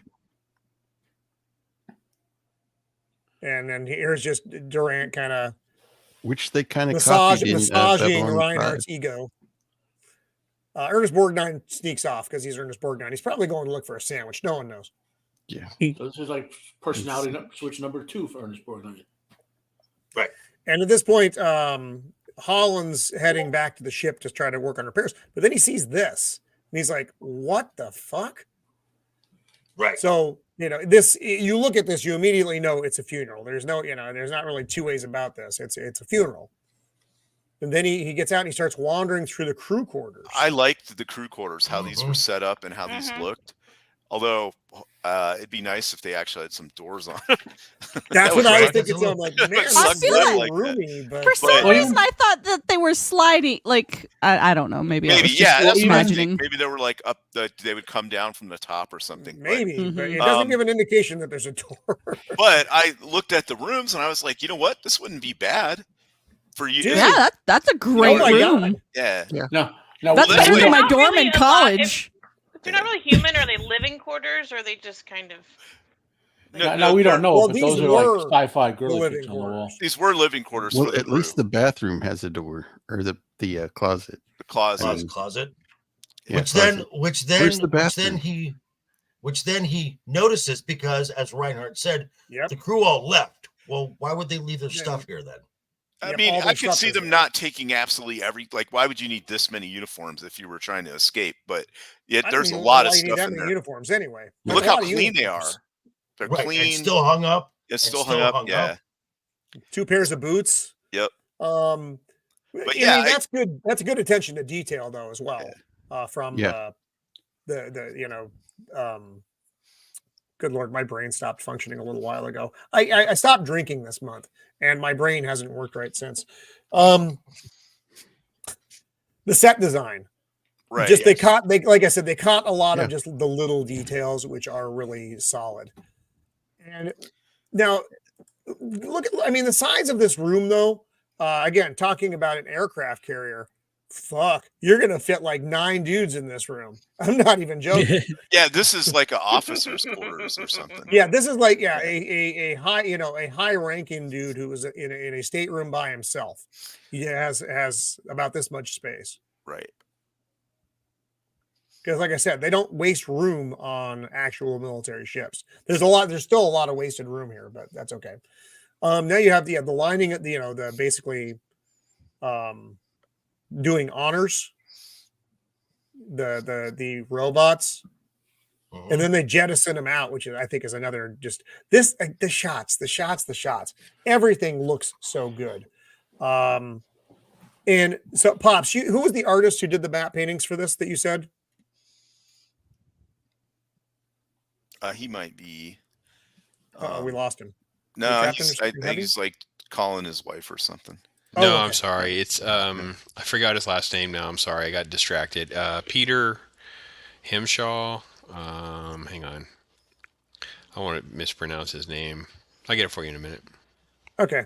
But he was like doing all the other, back when it wasn't art, when men actually had to, when artists actually had to do this stuff, and it wasn't just programmed into a computer to say, hey, give me a fucking Starfield. Ellen Shaw. And you actually had to put work in. What was that? Peter Ellenshaw. And these are paintings. He painted this. It's amazing. Yeah. Even the ship there? The ship is the model, probably. So that's probably the model up against the matte painting. Yeah. Yeah. And I don't know how they got the black hole effect, because it actually does rotate. I mean, it's just gorgeous stuff for back in the day. I think it's watered down paint filmed in a clear container. Oh, wow. Yeah, that might be it. Yeah.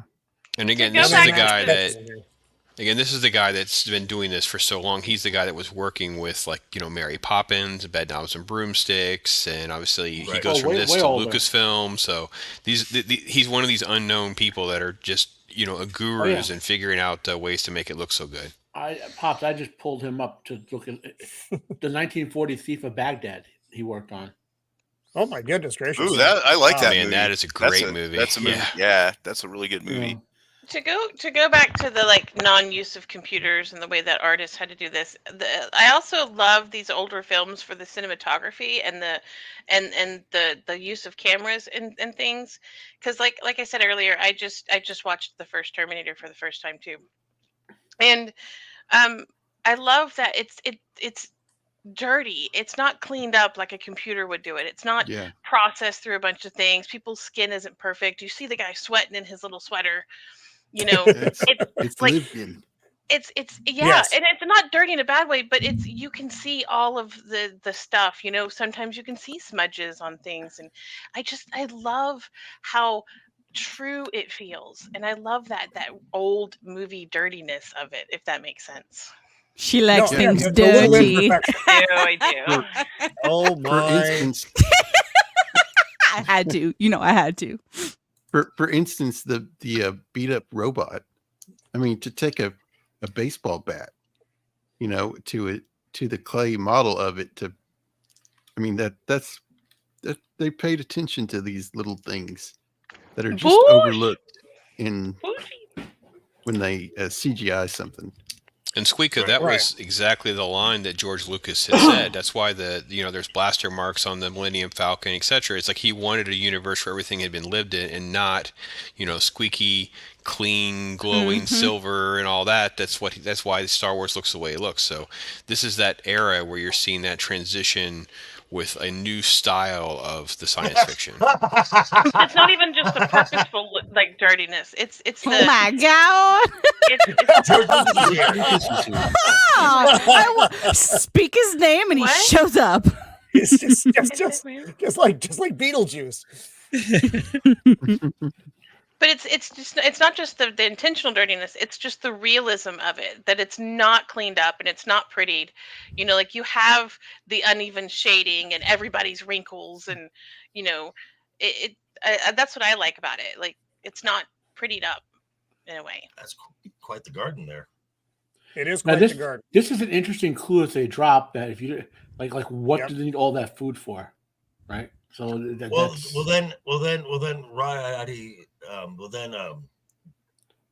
Alex says something later on that it provides the oxygen for the ship. Yeah, he's making excuses because Reinhardt lied. Right. There's a big scene coming up where they all get, so they're all learning all these things about the ship now individually, and they'll all meet up later at this dinner, and they'll have a chance to check notes, and that's when there's a lot of this extrapolation of, well, why would he have this much food? And then the other one was saying It's because it provides oxygen for the ship, which kind of makes sense. So, well, by the it way, does, but he's catching him in the line. He's just trying to make. So Right. this robot has a limp, by the way. Right. This is important to know. And he gets outwitted by the limping robot because he's in his Borgnine. Ernest Borg 7 of 9. now this is back 7 on of 9. their That was. Yeah, they're just kind of back on talking. their Oh, ship, this one's like fixing it up. Yeah, and this one Holland's telling him about the funeral. He's like, it's like, why do robots need to have a funeral? It doesn't make sense. So, and you're starting to catch on at this point as to, oh, fuck.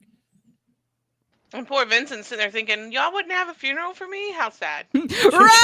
It's just like, bro, man, these people don't care about me at all. I see how it is. So now I think they chitty chatty, they're going to go to dinner. And an interesting thing, because we're getting to that point, is because Anthony Perkins has played a crazy person very well, known at this point, his flirting with the crazy here makes sense to the audience. I love the way he played the character. You're right, because he's like super reserved the entire time, and he's obviously enamored with Reinhardt though. But he still plays the part just real subdued. And I want to point out that if they had just done what he wanted, got a ship, flew away, and recorded it, none of them would have died. It was only when he went crazy when they started interrupting his plans and all that, And I think my theory is that Maximilian was trying to get them off the ship so we could take this guy on a one-way trip to hell, right? Because Maximilian was an agent of the other side to begin with. And I think that's the whole sort of plot going on here, in that, like, these guys are stuck in this guy's one-way trip to hell, and Maximilian's like trying to kill them or get them out of the way so he can take them to hell. And, if that ESP connection hadn't happened, they would have took the book, went off the ship, flew away, recorded it, and they went, he went to the black hole, great scientific achievement, not knowing what happened to him on the other side of it, and they all would have lived. But it did. So now they're on their way to dinner. And some people are going to like the scene. this was probably for me one of the weaker scenes in the movie. Oh, with Stark? With Stark?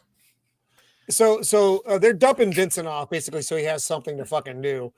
And he goes and he's palling around with the other robots on the ship, and they're having a shootout.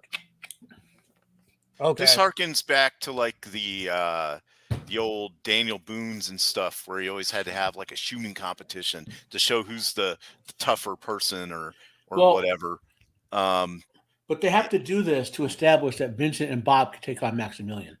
That's the whole point of this. And also it establishes how like everything is not necessarily as it should be. Like why, like these robots there's a little more to their programming as far as what's going on. Like they almost have personalities. I'm not talking about Vincent and Bob. I'm talking about the other bots because they're nonverbal. That dude, the black robot, I guess. Stark. He's played by an actor. Tom McLaughlin. Yeah, is the actor. Yep. So yeah, they're in there having a shooting match, and this is where we get a lot of questions. This is where I got the Captain Nemo vibes. I was just about to say that, like when they sit down with Nemo in dinner in the old movie, and he kind of starts letting some info out. Captain Nemo's way more badass. Yeah, 20,000 Leagues Under the Sea for kids. But does Captain Nemo feed them shrooms? I'm sorry, shroom soup. No, sea cucumber soup. Wild mushrooms grown in the garden. Sea cucumber soup. I think that in the movie 20,000 Leagues Under the Sea, that's really what he feeds them, right? Sea cucumbers. Sea cucumbers. Yep. Yeah. So at this point, wait about the mushrooms? Not as cool as shrooms. Oh, not as cool. Not true. Also, sea cucumbers are disgusting. I don't know if you've ever seen one. I know. If you've ever messed with one, yeah, they're not. Excuse me. Sorry. Bless you. So one of them points out that the garden on the ship was legendary because of its vastness, and Reinhardt says, "Oh, sadly now it's just enough for one," which what's his fuck? Ernest Borg 709. Ernest Borgnine doesn't call out, which is good. He doesn't just blurt out, "Oh, you're a fucking liar." He holds it back, and the Reinhardt also doesn't want them wandering off by themselves anymore. Right. Yeah, he says there's like a lot of parts of the ship that are kind of like under repaired, so they might be dangerous. That kind of Creepy thing. smiles, man. That was one of that's one of the creepiest shots right there. Like the dude in the background, the creepy smiles. I wouldn't get in a van with those guys. That's scary. Right. I wouldn't either. Well, that's when Reinhardt asked him if he's still working for the same newspaper and if he's still on strike. I feel like it's going to have Red Wedding vibes any moment now. and so he tells him, stuff about it, and then Maximilian or Reinhardt says, "Oh, well, it's all the same news, just the names change."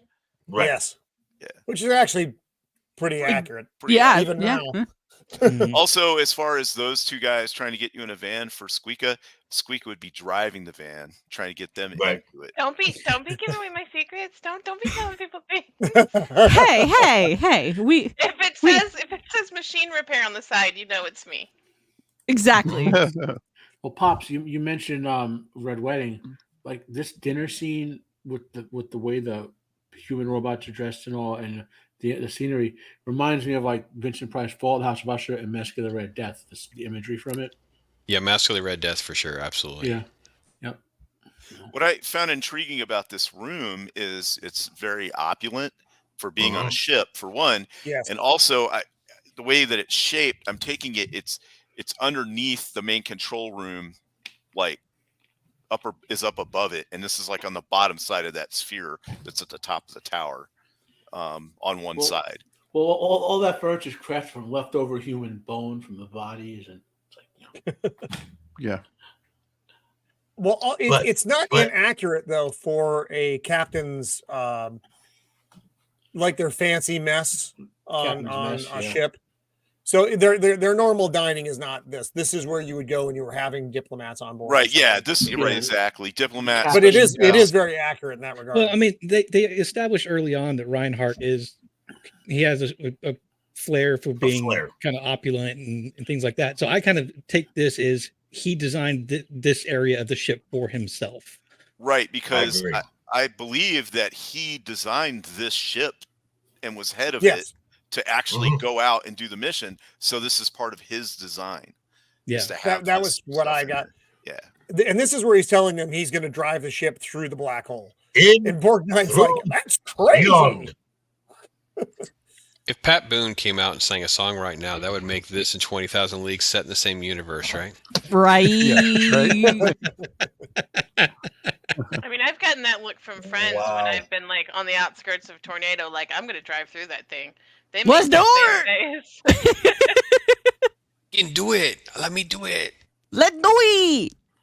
And here's the remainder of the shootout. That's how Squeeka Mando died. Can we pause right there for a second? Because I think they're both in the same shot. And I think this is one of the... So if they had actually been able to do the eyes the way they wanted to, and it wasn't quite so cheesy looking, do you think this would have made the film a lot better?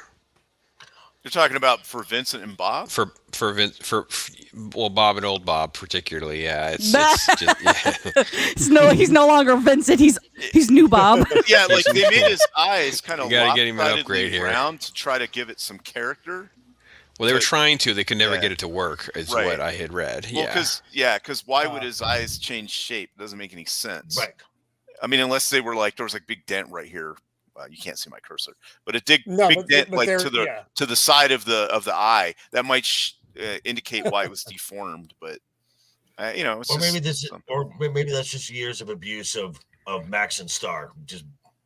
Yes, but also there are slight design. I mean, obviously Vincent is a more up to date version. Same idea, but he's got the more because you've got the square versus the round.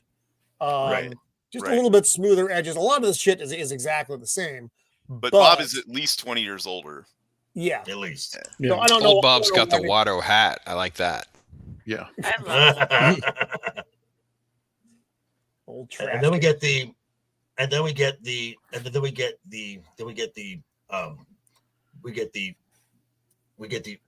Vincent upholding the old regimen. He's like, Star, Vincent's my name, sharpshooting's my game. Try me. Oh, I like that Vincent comes with a CD player, and Bob has like nothing. So obviously that's the technology difference right there. Yes. He's got little Because player. CD players are top of the line. Right. See, like he's probably got an 8-track in there somewhere. Well, this is Bob first. So, and Bob will, and we see that Bob gets Star. nudged. Well, yeah, and we see again, like someone else is saying, that some of these robots, they've got a personality. Star doesn't like to lose, and Star will cheat if he has to, just to remain on top. Lousy cheating robot. And then he does, and even the little the twirling the guns and. So now the probe is coming back. Right. From the black hole. Probe and black hole. Probe, and these numbers, these are the numbers that Reinhardt's waiting for to confirm his calculations as far as the angle going of the Cygnus going through the black hole. And so now, back to the shooting match, and Vincent's doing his bit. And there's a lot. They have funny dialogue exchange. It's fine. Again, this is one of my least favorite scenes in the film. But so there's a ricochet here, and it's intentional, obviously. Right. But this for me, you're destroying one of the robots on the ship. It's just a bit of as the visitor, you've just destroyed one of his belongings. Well, no, he hit the metal, his his little signet or something there. So the shot didn't go through him, and then he blows as a gasket because he's like, I lost. Yeah, it's his little marksmanship ribbon. Oh, I thought it. I have jokes, but I'm not going to say them. No, and then he gets mad. And then Rangers. He gets mad, and then it short circuits him. And apparently, it's happened to him before. Right, because Bob ate him once. Right. Bob's call says he's a sore loser. Yeah, and also brain lock. Sorry, Maximilian beat him. Do you remember that's the whole premise of like saying Maximilian's better than this guy? So if Bob because Star used to be the top robot before Maximilian was invented. Before Max came along. Yeah. So now we established that Vincent and Bob can face off against Maximilian. So here they're having the post Reinhardt is gone discussion because he's off checking out his probe. And this is where they're talking about, he's lying about the garden. I just saw the garden it's huge, and this is where Alex offers his, it's just maybe to provide oxygen. Oxygen. That face with the what? Dude, sweater dude. He makes the best faces. I do. I have to confess, I like his little sweater. I do. It looks warm. It's a space sweater. And I think this is where he talks about if he's lost his mind, they should take the ship. You've got the computer geniuses who could figure that out, and then the rest of you, can take Maximilian and Reinhardt out. And he's like, no, dude, we're just getting off the fucking ship. Everything's ready to go. We're leaving. It's like a lunatic. He's like, no. So this is cool. We're just seeing the robots getting worked on by another robot in this area called the hospital. It's the headache relief center. Yeah. I'm sorry. This is the reveal. Yeah. This is where Bob says You guys are in danger. Grave danger. This is a death ship. Yeah, and I think this is where he says this is what happened to the crew. Right. Turn into these things. And while they're in there checking it out, they get scoped out by a couple of the robots and they have to blow them up, and then hilarity ensues. Did those robots have different pants on? Yes. Wait, what? They have different pants on? No, they look the same. Okay, that last scene, the one before this, they look different. Oh, Probably because he had a Not different that I'm looking at stance. their pants. The thing is Reinhardt. Yes, you are, Squeeka. Don't even deny it. Those guard robots, and then he manufactured enough to where when they got the recall thing or whatever, he was able to turn those robots on the crew, because that's how he was forcing them to do this. And then once you turn a few of the crew, then you can just do the rest. What I found interesting is the probe ship was actually crewed by one of the robots. It wasn't an actual, like AI probe or something. Right. You keep saying probe. The black hole. I know. One of the other things that this is very, very nitpicky, but they didn't even eat their soup, I don't think. They didn't eat the soup. And there wasn't any other Thank food. you. Thank you, Shieldwall. Well, back then, mushrooms. That's actually one of the biggest pet peeves in movies up until like 2010 or so. If you were if they had a party with food in TV shows and movies, they never ate it. There could be like a $10,000 worth of food in the scene, and you'd see the actor all standing there, not wanting to even pick up a slice of freaking pizza. It would drive me crazy. I know. If I was at that party, I'd be stuffing my face. Dude, that's a great face shot. mushroom. Right, you know you're going to die soon. I mean, come on, it's your last. Might as meal. well. So he's kind of pissed here because everybody wandered off again, leaving just Durant and Kate. Kate, right?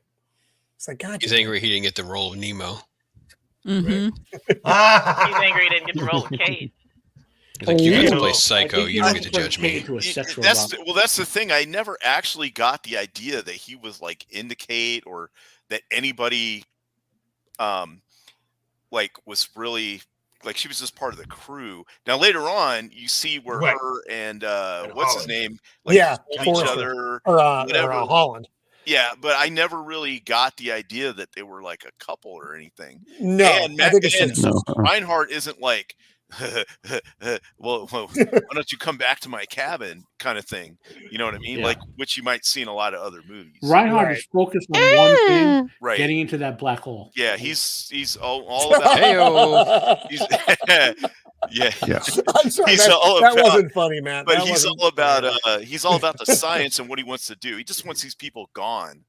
Yeah, but he wants to fucking he also finish sees an opportunity, right? Because he wants the accolades too, to have that the other guy, the scientist, take his stuff. And initially they were supposed to blast off. He was going to go in the black hole, and they were going to take all the telemetry and then be able to take that back to Earth and say, look what Reinhardt did. Look how great of a scientist he is. Legacy. Right, legacy. That's what he wants. And if they had just done that, everything would have been okay. It would just been, So this is where Vincent ESP's back to Kate because Holland's like, dude, tell tell Kate what the fuck's up. So Vincent radios back to her that everything, basically the crew is dead, all the issues.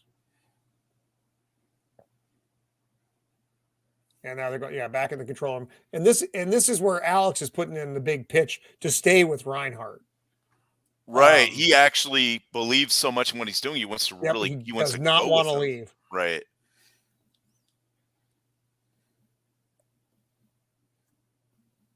And here it is. Yeah. So he's getting the remember the eyes turn red. And so Kate's getting the info, and she's like, fuck. And her expression in this is just awesome. She looks horrified, genuinely horrified. She knows what they are now. Mm-hmm. And again, this control room is just fucking beautiful. It is. Mm-hmm. It's a lot of As I said, set design and the reflections on the visors. Yeah, on the visors, man. It's just so good. Humanoids, yeah. Alex, we aren't going to get that in Halo Season 2. And did that reactor sound?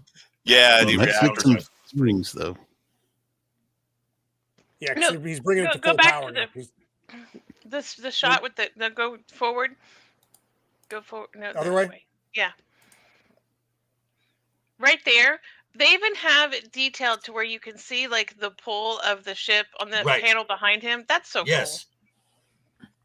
Yeah. Exactly. That has like the gravity well Mhm. imagery, showing that there's a field around the ship. Yeah. So this is where she calls Alex and Rex, can I talk to you for a minute? Come over here a second. Can we? They're all fucking dead, Alex. They're all fucking dead. cool. Wait, Everybody's Right. dead, And he acts Dave. like he Dave, kind of acts everybody's like a dead. little kid. What? I'm going. I'm going. I didn't do it. It wasn't me.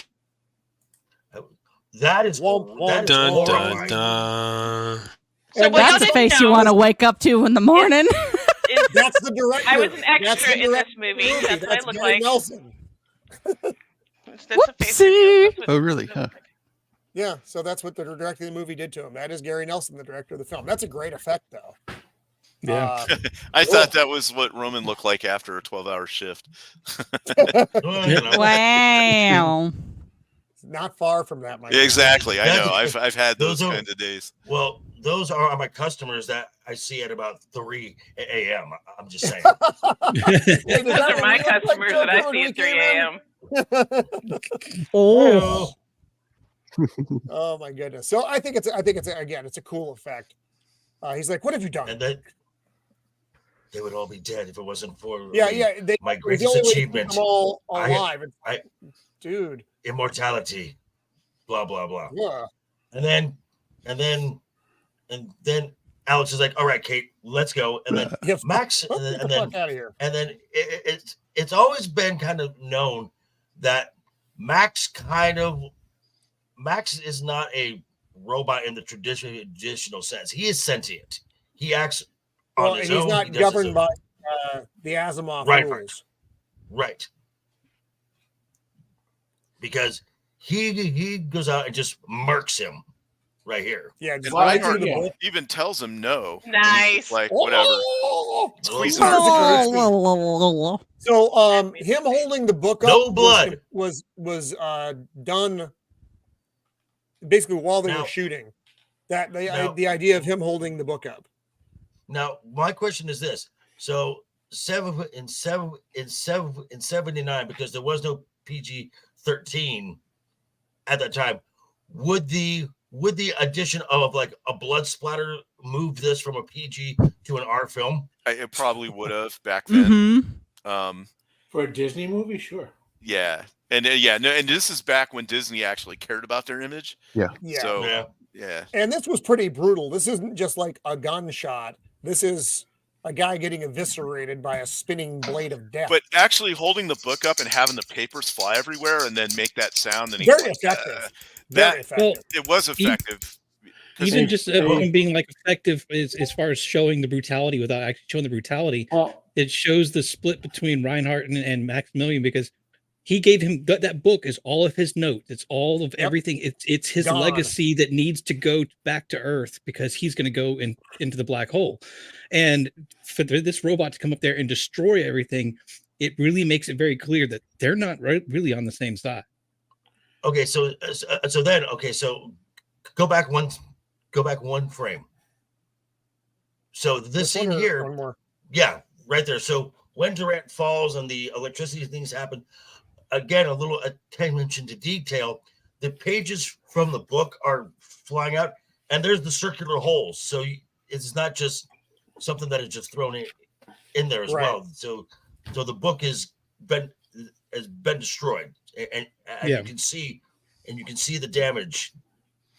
and if you want to follow the imagery from the end of the movie, so we have Maximilian, who's red with horns, right, using a 3-pronged object trident to murk someone. No, more devil imagery. It was a Which good they man. didn't go light on him. and this is where in Reinhardt Trinity, he's like, Maximilian, you should not have done that. He was a good man, and then Max goes away, and then He backs up. He He says- says, "This was improvised as well. This is an improtect me from Maximilian." Maximilian. I thought that was interesting. I'm sorry. So at this point, it's almost like Reinhardt knows that Max is a sentient being and has his own agenda. When the robot grabs her and she puts her hand up there, I took it almost like she's like, I'm gonna go with the robot instead of stay with your crazy ass. Right. Like, you know what I mean? Like, she wasn't like, let go of me. It was more like, okay, I'm gonna go with you kind of thing. I might be reading that wrong, but that's just kind of how. Well, I'm just saying, okay, but again, it goes back to this. It goes back to this whole Max is on another level because Reinhardt made Max, but the sentries act like robots. They are robotic. Yes. Max has personality. He's got he doesn't behave like a robot does. So he doesn't just do what he's told. Right. And then this was creepy when Reinhardt's like, take her to the hospital. Because now we know hospital? No, what? One floor over the cuckoo's nest for you, lady. Oh, yeah. Wait, what? Boosh, no. No, please tell me no. I don't want to see the remake of this. Oh. Don't make me not like you anymore, Boosh. Don't see, because if they remake it, they're going to make it all shiny and fancy, or they're going to make it so freaking dark that it's, it gets the R rating and it crosses over that line. Which I don't think would do I don't think the movie would be better served by that. Oh, no, They can have Arnold playing Maximilian. Stick around, Holland. Stick around. So there have been rumors of them wanting to reboot this or remake it for like over 10 years, probably. So it's just one of those things that's kind of like it's on the table. It never goes anywhere. If you remember, like the Tron sequel legacy film fell through too because of the money that was lost on Tomorrowland and stuff like that. So it's kind of just the roller coaster, right? Disney has no money for a project like that right now, so it's probably safe for the foreseeable future. I hope so. Only Beard of Liberty can play the professor because only he has a beard comparable to the professor. Mm-hmm.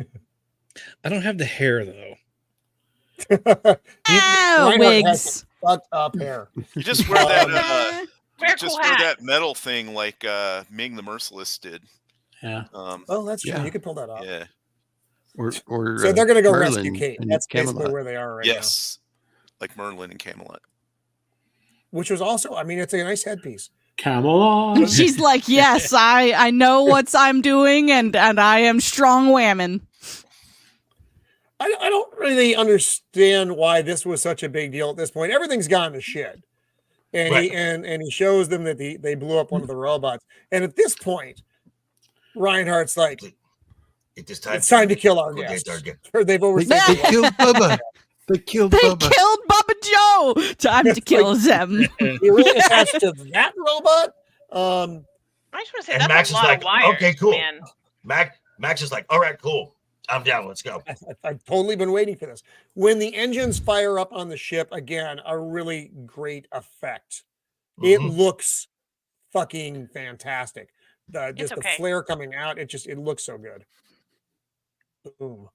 And you get that sense of power coming out of the ship, not from Ernest Borgnine, but from the engines. Oh, here. So they got Kate. Kate looks like a baked potato here. I'm not gonna lie. Yeah, they got her all wrapped up in this metal thing, and then they got literal tinfoil on her head. Well, I mean, because they're feeding her. They are starting to feed her Alex Jones clips from the future. Yeah. They're giving her the old Jiffy Pop treatment. Yeah, I know. That's what I thought of too. Pops was Jiffy Pop. I remember that as a kid. You put it on the stove, and then when it popped up, it had like that foil thing would unwrap. It was pretty fun. And then the big hero music comes in. Yep, and they come in guns a-blazing. These are the avenging heroes. And again, every time I watch Scream, I want a Jiffy Pop. I love Jiffy Pop. You know, so I'm not going to go on a popcorn thing. I was going to. I stopped myself. the music for this film, though, we've touched on it a little bit. It does have kind of repetitive themes. It's an interesting soundtrack. I think I don't want to say it's bad, but they do tend to overplay that main theme a lot. So when they change it up, it's kind of nice. You don't get a lot of variety of music in this movie. You get some pretty specific things that get played over again. That's why I think, John Williams, I know they didn't want to have the association with Star Wars, but it makes you think, what the soundtrack might have been with someone like John Williams. Right. Certainly more varied, which would have been, I think, better. The primary theme music, I think, is good. I think it gets way overused through the piece, though. So by the time you're hearing it again, you're like, fuck, that fucking thing again. Because it's a weird kind of droning piece of music. It's not that wonderful, orchestra powerhouse that John Williams brings to a movie, or the subtle things that John Williams brings to a movie. It's that again, it's almost like the Thing soundtrack, if you remember what that was. It's not dissimilar, because they use that again and again in the original Thing, not the 1982 version, but the 1951 version. So anyway, it is pretty much immediately recognizable, though. If you hear it, oh, that's the ship listing as it goes. That's into the black hole. So they're saving Kate, not allowing her to become a baked potato. And this was kind of interesting. So they put the robot head. Jacob, go ahead. I like the dual blasters that the robots have. Oh, the robots had, yes. And I also like the way the lasers shoot in this. Because they look like lasers. They don't look like something fancier than what they are, or more or better engineered. They look like fucking lasers, basically just shooting a blast out. Everything gets shot up here. Nice. Ding, ding, save the baked potato. Well, yeah, the robot was the reason the robot was vulnerable to being blown up is it didn't have tinfoil on its head. That's the Price is Right. Tinfoil just protects you from everything. That's the Price is Right punch game in the background right there. Yeah, punch game. Yeah. It's a jacket potato for all you people overseas. What? Wait, what? In the UK, they call it a jacket potato, which I think is amazing, because it has a little tinfoil jacket, and it's the cutest idea ever. That is fascinating. I did not know that. Jacket potato. Yeah. So they're talking about leaving. Because Borgnine's like, I want to get the fuck out of here. And he's like, no, we're going to wait. And this was kind of clever. They dressed up as the humanoid robots. Pretty good. I don't know if those uniforms are a little stinky, though. I don't know if they're ripe inside from their previous host. It might be a little. Didn't think about that. Funk. I didn't think about that either. And now I don't want to. In there.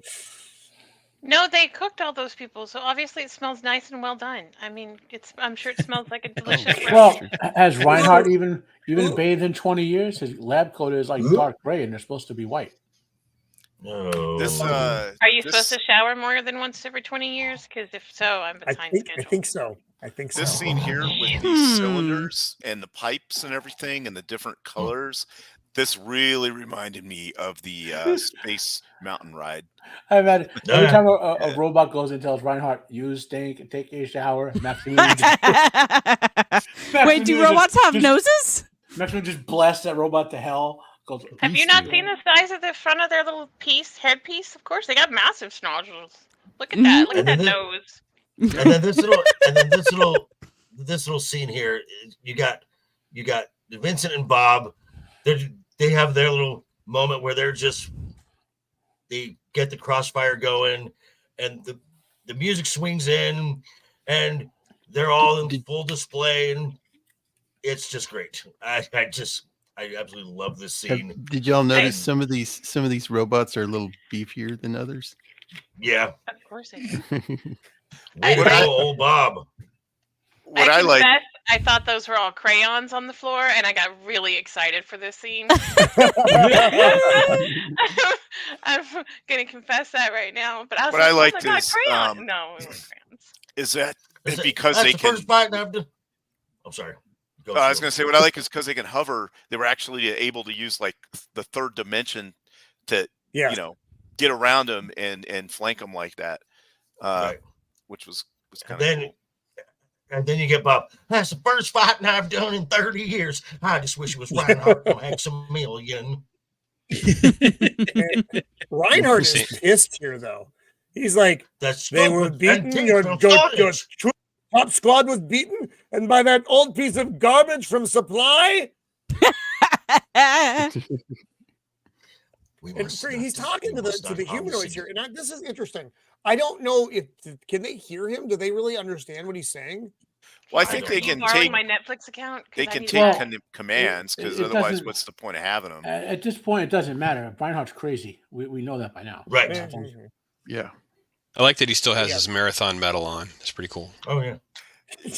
That right there was also, I think, an affectation of his personality that really lets you know that he's kind of like a egomaniac, crazed guy. Is like, I'm the only one on the ship, and I'm going to wear a medal. Yeah. You know, the robots have a reflector on their face, so when he's talking to one of them, he's just talking to himself. Right. I did like this part too with the robots. Like they only brought the door down halfway to kind of give themselves some cover. I thought that was kind of an interesting thing. Yeah. So again, we're back to I think he's telling them, "Hey, we're okay. We'll be there in a minute." But then 10 more minutes. robots. Pew pew pew pew pew pew He's like, pew. "Well, fuck it, just get out of here, dude." Yeah, he's like, we're pinned down, and this is when these guys like, come on, we got to go help him, and he's like, okay. Yeah, and Well- Borgnine's like, "No," but he goes anyway. Well, because he calls them out and saying, "Oh, well, you like to talk about heroics. Now let's see something you'll Right? conjure." Yeah. So they go down. He feigns an injury to his leg while Charlie is running off to save everybody else. My leg, it may be broken. Can you get back to the ship? Yes, I think so. Sure. And then he gets up, and as soon as And Charlie's he out, runs he's fast like, for an old guy. Hey, I resemble that remark. He's good. Yeah. And he closes the ship up, and he's getting ready to fucking go. And they're blasting away. Charlie shows up. I hated that. I hated that. They don't know he's coming, so they outflank him, and they win. What in the wide world of sports is going on here? Yeah, I like that he had his moment, his little heroic moment, because when they originally show up to the ship and they send him back, but the he's in the little walkway with his gun, going oh yeah, I'm kind of cool. Well, you joke about it, but Borgnine was athletic when he was young and then went into the Navy and had a pretty distinguished career. So he probably he joined the Navy in like 1938. Yeah. He joined it like well before. Joining the Navy is not making you more fit. No, but he was an athlete. Having seen people right. He was an athlete before that. So he kept himself Again, Roman. Also, Roman's like, no, he went down with the Poseidon Adventure. He's done. He's toast. He's not athletic. He could have swam. I think the reason they did the whole yeehaw thing was they were trying to maybe copy the Han Solo when he comes in to save the day for the yeah. So interesting thing, you keep bringing up the Poseidon Adventure. So when this was in development, you got Ernest Borgnine in here. When this was in development, what they had originally kind of envisioned it as was the Poseidon Adventure in space. Now it didn't turn out that way, really, but you can kind of get a little bit of the vibes. Yeah, I can see it. So he's sweating more because of the sweater, and he's getting ready to launch. And this is good. Go ahead. Which is weird because he's a civilian journalist. He's not trained to fly a spacecraft. Clearly, he isn't. Right. Well, that's exactly what happens next happens. Right. Why are we watching an MCU documentary? Good one. Right. So he hits the three buttons and away we go. And they're like, "What the fuck are you doing, dude?"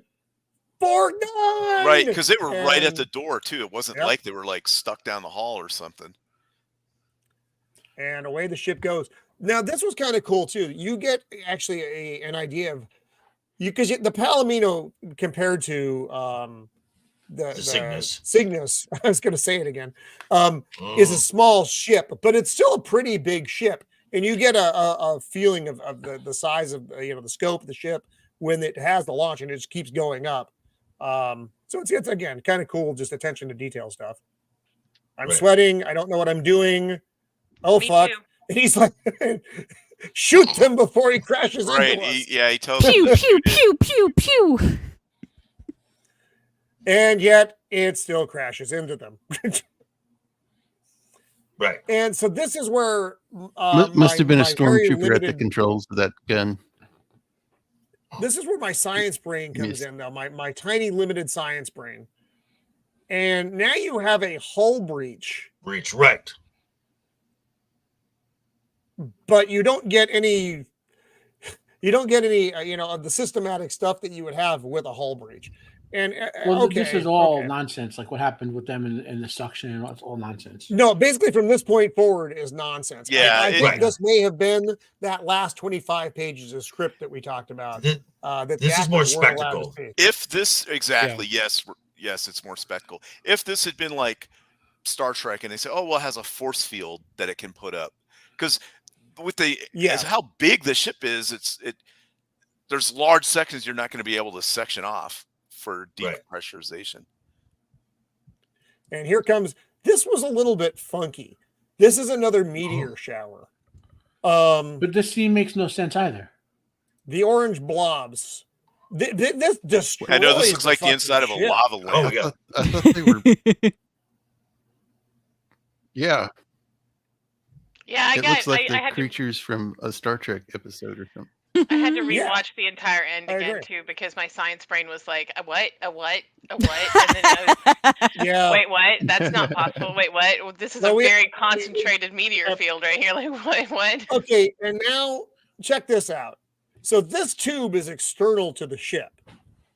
It's not within the main structure of the ship. This thing Yeah, is on that's the completely outside. exposed And to now the. they're just exposed to space right Wait, here. yeah. So the Yeah, I only had to thing that back I this could, up a couple of the times. only thing that I could think was that maybe the anti-gravity field actually was like a bubble and it held atmosphere inside it. Well, no, some way okay. or So another. the anti-gravity field is flattening space, basically, right? So if those meteors are traveling at this vector, right, and you hit due to gravity, which is a curving vector, and you hit a flat space, you're not going to change your direction.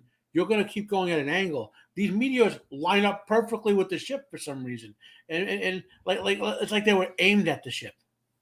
Like I don't this care how particular- ridiculous this is. This shot is amazing. It looks beautiful. It's stupid. Yeah. And when you're a kid, you're But like, it's wow, this beautiful. is so cool. And when you're an adult, you're like, well, the heat from that would probably burn them to death. That's exactly what I said. This I ship- watched it and this I was like, whole how thing are they would have not been- dead? Nah, that's not It makes no damn sense, but it looks cool. Not so much the heat, Because- the square law. They because- wouldn't be able to outrun it. Because from this point on, the script needs the plot to happen. Yeah, and that's Right. everything at this point is what we're getting, is because none of it makes sense. So now they Well, I go have to into the dip out. I greenery. have to dip out on that note. So yeah, you've captured Oh. exactly my thoughts, especially on the third act of. Well, it looks like Yeah. fun, and I had a good time. It makes no sense, but I have a good time, Right. and it's very nostalgic and hits me in the feels. And I can't thank you enough for including me into that nostalgic journey for sure. Well, thank you Thanks, for Bob. joining us, my friend. Yeah, It's Bob. always good to have you here. Anything you want to plug away before you pop out? It was good to Uh, hang out. Yes, please. And Squeeka, do hit me up. We definitely need to get together. I'm watching Echo, so you don't have to. That's probably one of the biggest things. Saturday morning cartoons. Spawn HBO is a weekly thing, so make sure you check that out. Yes. This week's Watch Your Story is The Dangerous Dempseys, so that drops soon. And Jacob Nice. Ironside will be a guest on Watch Your Story soon, so that is also in the works. So, if you are not subscribed, consider it. If you want to be a member, you get early access to stuff as I get them done. So that definitely gets you some more timely content. So, but I appreciate the invite. Love all you wonderful people. It's always fun, that's for sure. Take Right care. on, brother. Awesome. Have a Thank you, good Bob. one. Later, Pops. All right, take care, my friend. Take care, man. Love Pops. Oh, Pops is a hooligan. stand-up. good dude. Hooligan. That's wow. But I'm Oh, I'm Puns write themselves. Sorry. It's solid. Okay, so this is like one of the few scenes where they try to science a little bit. Right. Because they're running through the greenhouse, and then the robot soldiers show up and they blast a hole in the top. Oh no, I'm sorry, another meteor. I mean, another fucking rando meteor bursts a hole. And this time things start getting sucked out, and and the greenhouse gets decimated immediately. Now this was pretty good, except they're just kind of hanging out in here instead of getting out the fucking hole. That's not how it works. So and things are freezing so fast, but their skin is fine, their joints are fine. Yeah. Like I'm like, excuse me, what are you made of? Because I hate the cold, and I want to be made of whatever this is. But no, Right? The biggest issue here is Vincent can fly against this and carries her away, right? But Bob can't resist it, and the humans somehow have magnetic feet. And they're just fine, right? They're just hanging out. Yeah. They carry Bob away, who can fly, but Vincent, who can fly, carries the woman away. I'm glad he saved the woman. You know, they always got to save the women, but save the women's. Save the women's. Saves the woman's. I wonder if Vincent got his just reward for that. She's gonna be a strong female lead someday. Save her. So they're making their way through the ship. Now we're getting a structural integrity warning finally. Shocking. And it's the basically all that means is the walkways in the bridge fall over. That's the only structure that's important. That one scene where that dude gets like face. Oh yeah. This thing just goes whack. I'm like, oh man, that's a bad day at work right there. Right. And now the engine, the power is overloading. Everything's starting to blow up. Well, that was I thought that was the anti-gravity generator getting nailed when they saw that scene. So for all the terrible science decisions that were made in the last few minutes, this looks fucking great. That's a beautiful shot. It's still terrible science. It looks amazing. It's still terrible science. Terrible science. Terrible science. It's great. And then it the music so that good. goes with it. It's driving through the accretion disk on the edge of the event horizon, and it's going to be obliterated before it even gets to the black hole. Oh yeah, I saw that like in the whole ship design. I'm like, there's no railings anywhere. Yes, I used to work in construction too, so I was doing the same thing. I'm like, wait, that's not safe. Y'all can't have that there. So big TV falls on. Who needs railings when you turn all your humans into mindless robots? That's true. That's what happens. That's true. Yeah, I knew I shouldn't have gotten the OSHA, Blair, all the OSHA, you get rid of all the OSHA stuff. It's not OSHA. It's space OSHA. It's OSHA. I knew I shouldn't have gotten the. I knew I shouldn't have gotten the 100-inch big screen. My favorite part is the wall mounts properly. It's where he's holding on to he's supposedly dead and dying, and then even after he's dead, he's still holding this thing. And I'm like, how do your muscles work like that? Your arm should have fallen. Like super death muscles. Don't look too hard at the fitness, because right. And then going back to this, where Max has his own agenda going, because he hasn't left yet, and so he hears Reinhardt say, "Maximilian, help me," and he's like, "Yeah, no, I'm helping you, all right. I'm helping you where you deserve to go, buddy." So again, now at this point, science is out the window, because this ship. What science? What is science? Everybody on this ship is dead. Everybody on the ship is dead, and the ship is probably imploding. Well, here the walls are flapping. Exploding. They're like flapping. This like was they're weird. cloth. It looked like they were made of sheet here. Yeah. And I thought that was peculiar. Okay, please tell me you showed the scene in this fight where you didn't show it. Okay, you're about to show it. Never mind. Yeah, it's coming up. Yeah, so where he just pushes him into the wall with his head. Oh, did I get the? Oh yeah, he's zapping him here. Good. And Vince has this little. So lasers don't have any effect on his suit, but the little drill penis thing. And there's a total recall moment right here. Goes right into Max. Yeah. Yeah, and the sound is just like ugh. There's a part at the beginning where Max and them are fighting, and Max has this little piece of whatever that comes up from between his legs and then knocks poor Vincent away. I'm like, did he just He did it. It may have Dick been. fucked him. Like I watched that part like 4 times to make sure. I was like, did that just happen? And now Max does end up getting sucked out into space. Right. Right. Okay, where he why? wants No one knows. You know, he's got Why a are physics applying now? No one understands Yeah. this. That's true. And it That's sucks. It's too bad the third act of this is so wobbly because the rest was Nonsensical. the build up to this was was solid. really good. It was solid. But then we get was to the solid. third act and it just fucking unravels badly. And I think they're outside here again because they're trying to get to the probe ship. They're in space right now. Mm-hmm. The vacuum space. Well, if you follow the end of the film, they're already dead. Well, maybe they are, maybe they're not. I don't think they are yet. I don't think they're supposed to be yet. Bob's on his way out. The sad exit of Bob. My son cried. This is actually, this is, you know, as much nonsense is going on. Again, you get this nice little moment right there. Well, it was Bob's death scene was good.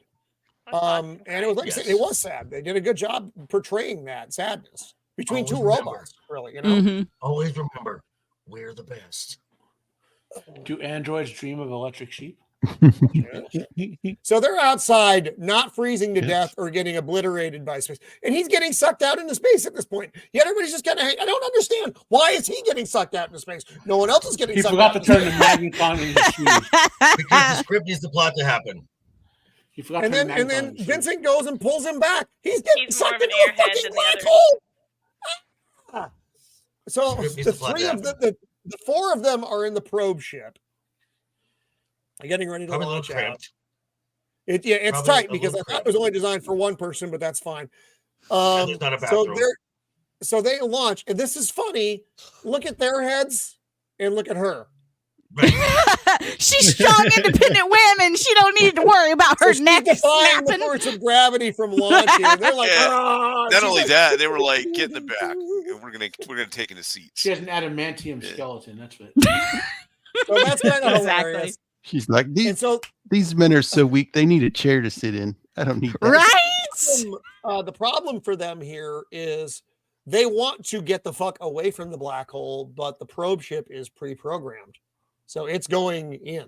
They don't have. It wouldn't matter. There's no gravitational field. And then, as Kate says, let's hope he was a genius. Yeah, and this is where things get really strange, and this is where we're going to have to start talking. This is the mushroom soup right here. This is because everything goes all fucking sideways here. Things start spinning around. That mushroom They soup is start kicking in now. repeating lines over and over again in their head or something. That part right there. Go back a little bit, where they're in the ship. This, where this thing spins, and I'm wondering if they spun the camera or they flipped them. It's a top camera. Don't throw up on camera and they just spin again and again. And again. Because the camera actually does like a 360 around them. Yes, it does. Cut. They threw up. Start it over. And again, so this goes on for a minute. Like I said, you get all their thoughts repeating in their head, like they're getting warped out of their fucking gourds. Little stretchy. Oh God. Here we are, and this is where we take it. Again, we go a little sideways here. This is Reinhardt floating in space. Back in the day on the old YouTube, there was an animation of this section. Have a moment here where the Kryptonians flew by. Remember on the Kryptonian Superman? Yeah. Well, like, why is his hair so long and his beard like he's been on, a desert island? The gravity of the black hole pulled on it, and it elongated. It's like you stretched it out. If you want a real answer, a time dilation. There's a speculation that they probably. Remember, I said the people who did the effects for this were aware of black hole mechanics, and whereas the writers of the plot were not. So, in theory, when you go past the event horizon of a black hole, with the basically. Time's going to dilate so much because you'll be traveling at the speed of light that it will actually take forever for you to die, in theory. Okay. Yeah. it's as good as anything that I've seen. This part where he you see him, you see Max, then you see him in. Well, Max. don't they embrace? They kind of embrace. Yes, they embrace. Well, this is the part where, and this is our speculation. We don't have a ton of time left, but I think that Reinhardt is definitely dead, and this is hell. Right. He is that's the same hell. I mean, it looks like those hell. people through. Yeah. And Maximilian's entire goal, in my view, for this movie film was to get him to that hell because of what he did to that people. And this I don't understand at all. So wait. So Matt, so what you're saying is Maximilian is the hero. Is really the hero of this film? In a way. Okay. Now these, I can't argue it because I don't understand any of what happens here. Like I was said, trying to figure out what these things were. Like that's the crew. Mm-hmm. No. Yeah. The things that look like they got elephant trunks coming off of them. Oh, I have no idea. I used to think it was like a big statue of Max, but it's not. It's just fucking some Lovecraftian thing. Hell stuff. It's Dante. This is the part where it gets weirder, though. This light corridor. I don't understand this. And now you're traveling down this crystal corridor with this fucking. I don't know what this is. They're angels. It's something out of Ghostbusters. An angel. That's an angel. So I think that So here's my thought. So you got Reinhardt in hell. This and that light corridor was the pathway through the black hole, and they have gone down that path. Well, they can't be held in hell because they're not evil. Right. But this isn't heaven. I don't really understand the allegory here at the end. So it looks like they're still and they are flying towards a planet. A lot of sci-fi concept, like for instance, Battlestar Galactica, the people from the Ship of the Light were angels. Heaven was like God and angel higher life forms. So that's kind of what this is going for. So I have another confession to make. I kind of dozed off at this point. This is why I had to rewatch the ending a few times. I kind of dozed off at this point, and I woke up in time for the I'm going into the tunnel scene. I was totally lost. I had no idea what happened to the movie. And I was like, wait a minute. See, the way Squeeka, you were sipping on that the milk a little too hard. So, what the fuck are we looking at here? Soup. The way I looked at this ending is that Reinhardt he's in hell. Yes. But they successfully. I think we can all agree on that. It's the rest of this. These guys successfully made it through because there was a very kind of a throwaway line early on where he was talking to the other scientists. Said we have there's the possibility of an Einstein-Rosen bridge, basically wormhole. Yes, I remember that. And there's the one theory, at least I don't know how well it's actually held, that the opposite end of a black hole is a white hole, where everything that gets sucked into the black hole is teleported, basically transported to someplace else, and then it is expelled and creates kind of a new universe. No. And this, you see them kind of come out of a bright white spot. So I kind of saw this as they're been basically transported to either another universe or to another side of their universe. Were they saved because of the power of friendship? I feel like I've seen this. Yes. I don't know. I don't know. Are they alicorns? Probably. I mean, if my interpretation of this ending is right, they're still kind of screwed because unless that planet they're flying towards is habitable and has civilization, they're just doomed one way or the other. They're gonna die out. Well, I know. And my thing is, I'm like, if that planet is habitable, Kate, you're gonna be in for a long couple weeks. Yeah. We're so lonely. Yeah. That's why I added the caveat. There's a civilization there. I'm going to try to give them that out. I think we're supposed to presume that they're going to heaven. Right. I didn't get that. I didn't assume they were going to heaven. What I got was that they were going to a planet. They go through the black hole and they'd found whatever is on the other side. I didn't get heaven. Who said hope? One of the CLS.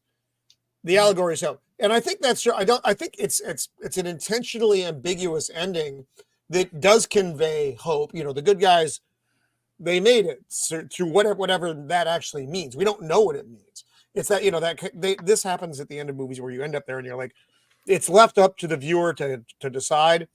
I wish they'd given us a little bit more of a nudge. And that's fine. Because Reinhardt's in hell. We know Reinhardt's in hell, and these guys are wherever they are.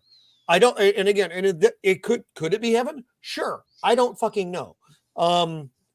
It's a shame. I didn't, but when I watch it, I don't get that vibe. When I get that they've gone It to could a be planet. Earth. They made it through the Yeah. black hole, and they It found a could be planet. Earth with the sun behind it. It could be. I didn't really think about the ending that much, other than, and I thought about this like I have seen the for film, hours Scott. after I would like repeatedly after I saw the ending. You know, I thought a lot about, you know, the movie and the plot and all that, but how the heck did Reinhardt fit inside of He doesn't fit. It doesn't work. right? That's because I see That's his eyes and was like, it doesn't would fit. they like cut his arms Those off to little shove him in legs. there, or like how's it work? Is there enough room? I was trying to like do the math mentally. Like, will he actually fit? You know, is it just a really tight fit? And I mean, it's hell. You make him suffer. Because then right, something exactly. And I shows thought us that anyway. was kind of horrifying, is that he's crammed in that thing. You know, It and was- I also it was thought, weird. wait, did he go in there to try to survive on that planet? Because, you know, as a kid, I didn't really make the Yeah, hell leap. I thought it was just some planet, and he had to get that's in. what the I thought suit, when I was a kid too. I thought yeah, it was a planet. to kind of survive it. But that's a weird. It's a weird, very ambiguous ending. It's just kind of like, Or it's a weird, badly written ending for a badly for. or you know, that's true, man. I mean, you're right, because the third act, as we have been discussing, is a hot mess. There's no It's allusions the shrooms, to, I tell you. there's no allusions to the end of this film from the first 2/3 of this film. No, you don't get that. Right. That's where you're going to end up. That meteor, No. the meteor shower is fucking terrible.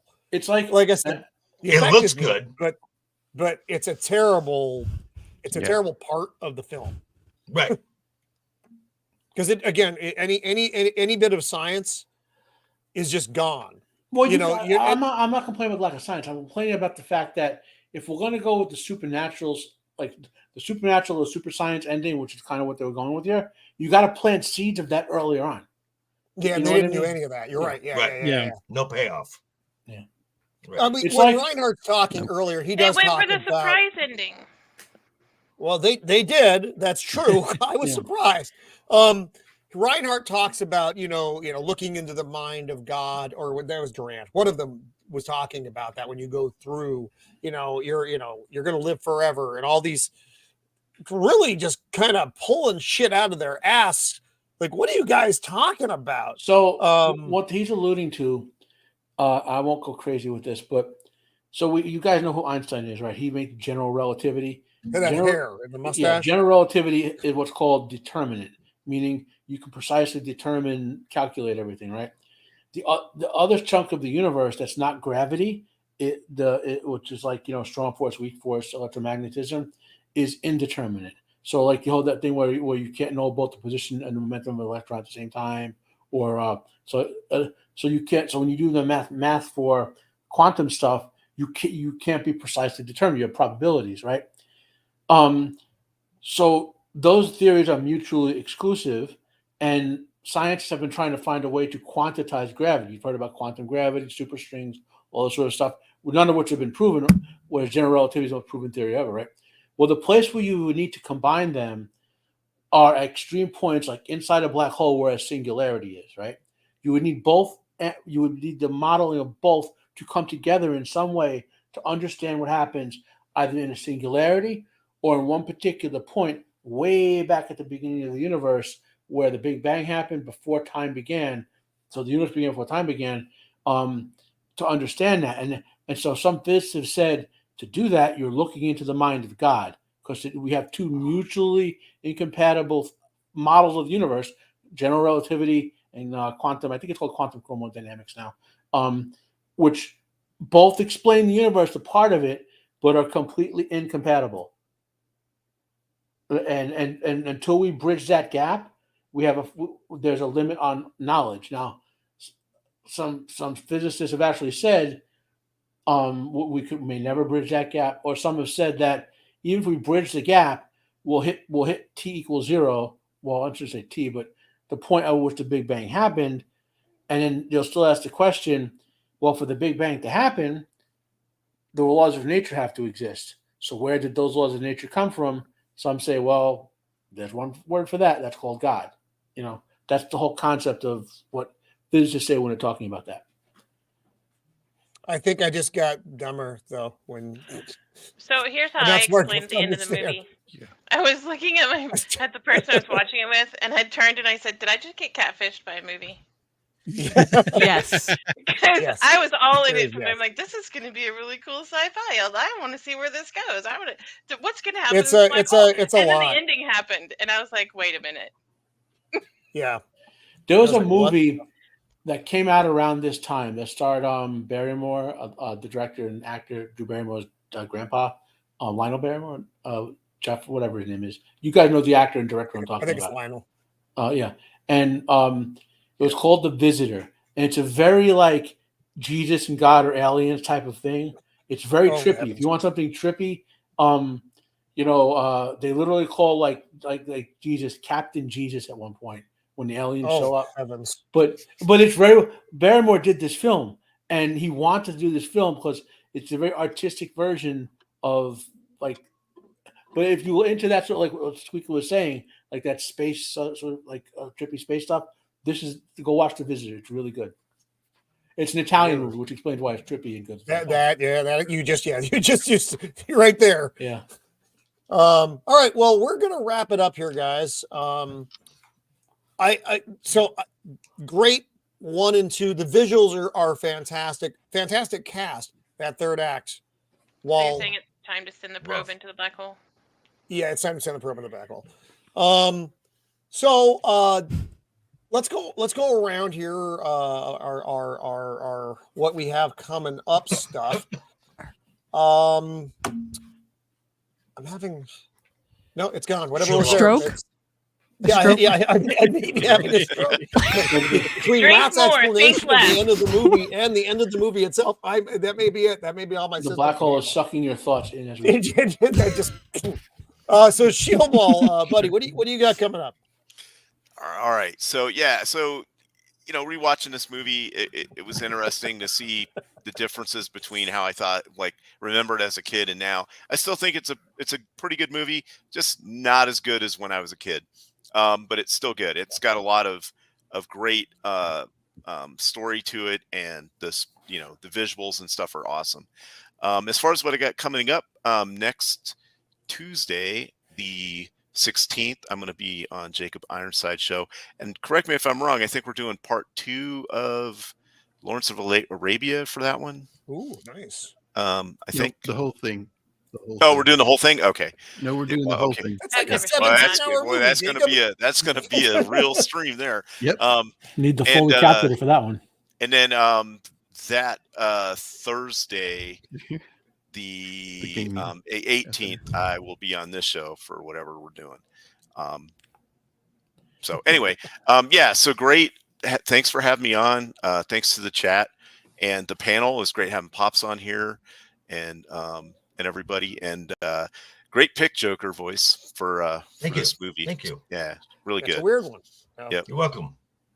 All right, buddy. Well, good. It was good to have you on for this. This weird. See, I'm gonna be thinking about this fucking thing the rest of the night now. Joker, I know. what I'm else still you going to got be figuring out how Reinhardt got inside that robot. How did I get? Right. I thought There's about so that as a many kid things. all the time. You're right. It's like, how the fuck did he fit in there? So, Joker, what do you got coming up, pal?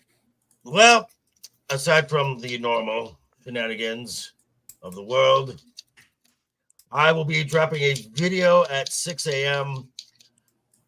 With my response to the announcement that Favreau is now going to direct a Mandalorian Grogu film.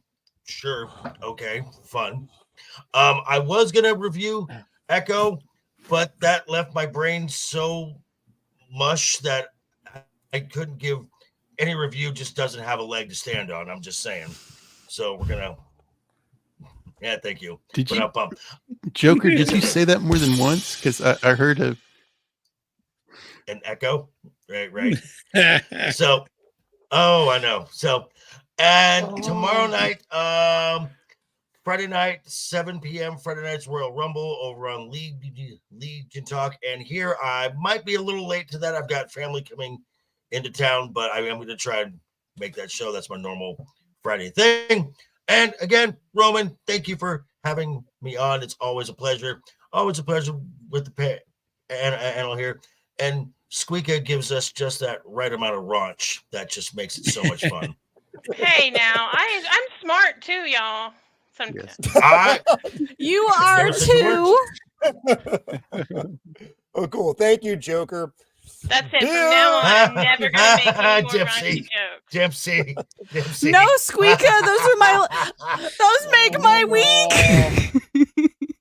Oh Lord. Making these weeks. Beard of Liberty. You know what do you got coming up, Al? After the weekend on Saturday for our Weekend Harder show, that'll be 9 p.m. Central. And then Sunday, I think it was confirmed. I should be on with Ryan Legion Games and Samuel the Infamous for Star Trek Engage. That's going to be fun. I get to be the Wesley that they tell to shut up. And then, of course, just be prepared for gay jokes constantly. Oh no, I'm ready for the degeneracy to set in. So yes, I'm prepared. Excellent. And then, of course, Monday we've got a regular After the Weekend show at 8:00. So, we did announce it. We're doing Lord of the Rings this month, so we're revisiting those films. Cool, nice. I haven't seen that. You know. Did you say you haven't seen that? You're making that up. I want to make sure I heard that correctly. Squeaky, you said you have not seen The Lord of the Rings. What? What? I already said it once. I'm not going to say it again. Squeaky, no, I had to have heard you wrong. Please, Squeaky, please, no. I'm kidding. Okay. The screen to a halt. Revealing that she had not, in fact. I know. Amanda was about to break up with her girlfriend. People are reacting like Squeaka told everybody she's really a man. No, you don't understand. Most of my whole YouTube identity has to do with Lord of the Rings. You can't just... See, now you have to question, am I just embarrassed and I really haven't seen them and I'm saying I have seen them so I can go watch them real fast? Or... We'd have to Squeaka, no, Squeaka, we'll do movie nights, we'll do date nights. It'll be great, Squeaka. It'll be great. I'll write you letters. Oh my God! Yes. All right, Mando, if you've recovered, what do you have coming up? So this Sunday night, I will be on my friend Hoarding Alf's channel. We will be playing Party Animals, and I should have Mags. Hopefully Nomi and quite a few other people that are going to be there. It's going to be great. Lily. You don't have an animal on your party animals? I'm so sad. There's going to be plenty of animals. There's a total Jacob Ironside, what do you got coming up, buddy? Your 17-hour marathon Lord of the Rings watch? Lawrence of Arabia. Lawrence of Arabia. I'm sorry. Lord of the Rings. It's about the same. Lawrence of Arabia. And Squeaka will be the special guest for that. Wait, what am I doing? Saturday I have favorite westerns. What? Oh, okay. I like westerns. Like Gunsmoke? Raccoons. Yeah, favorite westerns this Saturday. And then anything involving John Tuesday, Wayne. I will be doing the Lawrence of Arabia. That's my son's favorite film. True. Is Lawrence of Arabia. I haven't seen it. For real. That's all I got. That's what I got coming. There's nothing in the desert. Never make no man. Oh, what's next week on here, Roman? What's that? Oh, yeah. I'll talk. Yeah, next week I'll throw it at the end here. And Matt, what do you got coming up, bud?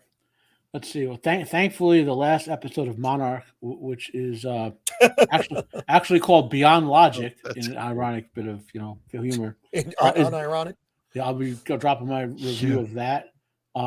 Reacher, got my review of that. Will be out in a couple of days. Last episode I love of Yu that Hakusho. show so much. That is such a fun show. Yep. Episode 5 Yu Hakusho. I'll have that out in a couple of days. I just dropped Reacher. I just dropped Sharp season 2, episode 1, which I'm enjoying more than any TV show I've watched in the last 10 years. Oh, yeah, because it's such a good show is why. Yeah. Yeah, if you haven't Yeah. seen that, I mean, most people, I mean, a lot of people don't even know what it is. It's Matt, give the 1 minute what the So fuck Sharp is. it's based on Bernard Cornwell's series of books about Richard Sharp, who is it takes place about 100 years before, like in the Napoleonic Wars, basically. There's Yeah, about it's 20 like books the in the- early yeah. 1800s. Yeah, there's about 20 books in the series. In the 90s, they did a whole bunch of telemovies that were actually a series, but you probably would have seen here as a couple of PBS movies. Like Didn't Sean Bean play him? Sean Yes. Bean plays Yeah. Sharp. Yep. Yeah. And you see a lot of other British character actors in the series. Another good series is the Horatio Hornblower one that came out Oh, around the Horatio same time. Hornblower is Yeah. fucking Yeah. amazing. Yes. That the I couldn't catch that name. The Winter King is another Bernard Cornwell book that you might have heard more recently being turned to a TV show. So, what else is going on? Friday Fandemonium tomorrow afternoon. Unfortunately, there are no unboxings because everything came last week. I had like 45 minutes of unboxing last week. It was like piles of stuff. What else? Jake, I'll be on Jacob's shows. Apparently for the next month, we're talking about like everything. So, and Yes.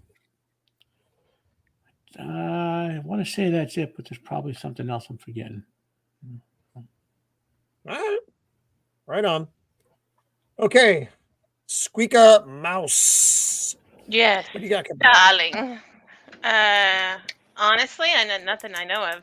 I mean, What? unless you make me do something next week. It's like, I It's make equally no horrendous as anything. this movie.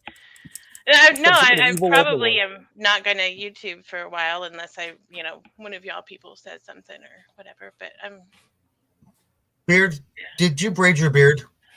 yes, he did. Like, it's beautiful. When did you I have don't know. time for that? I don't He know. does, he does that at the end of Don't you like watch every me? I don't stream. know what's going on. He does that at the end of every stream. It takes him like Yeah. 3 minutes, maybe, if that. 2 Oh, okay. Didn't even notice. It's his Beard's beta transport mode. That's just weird.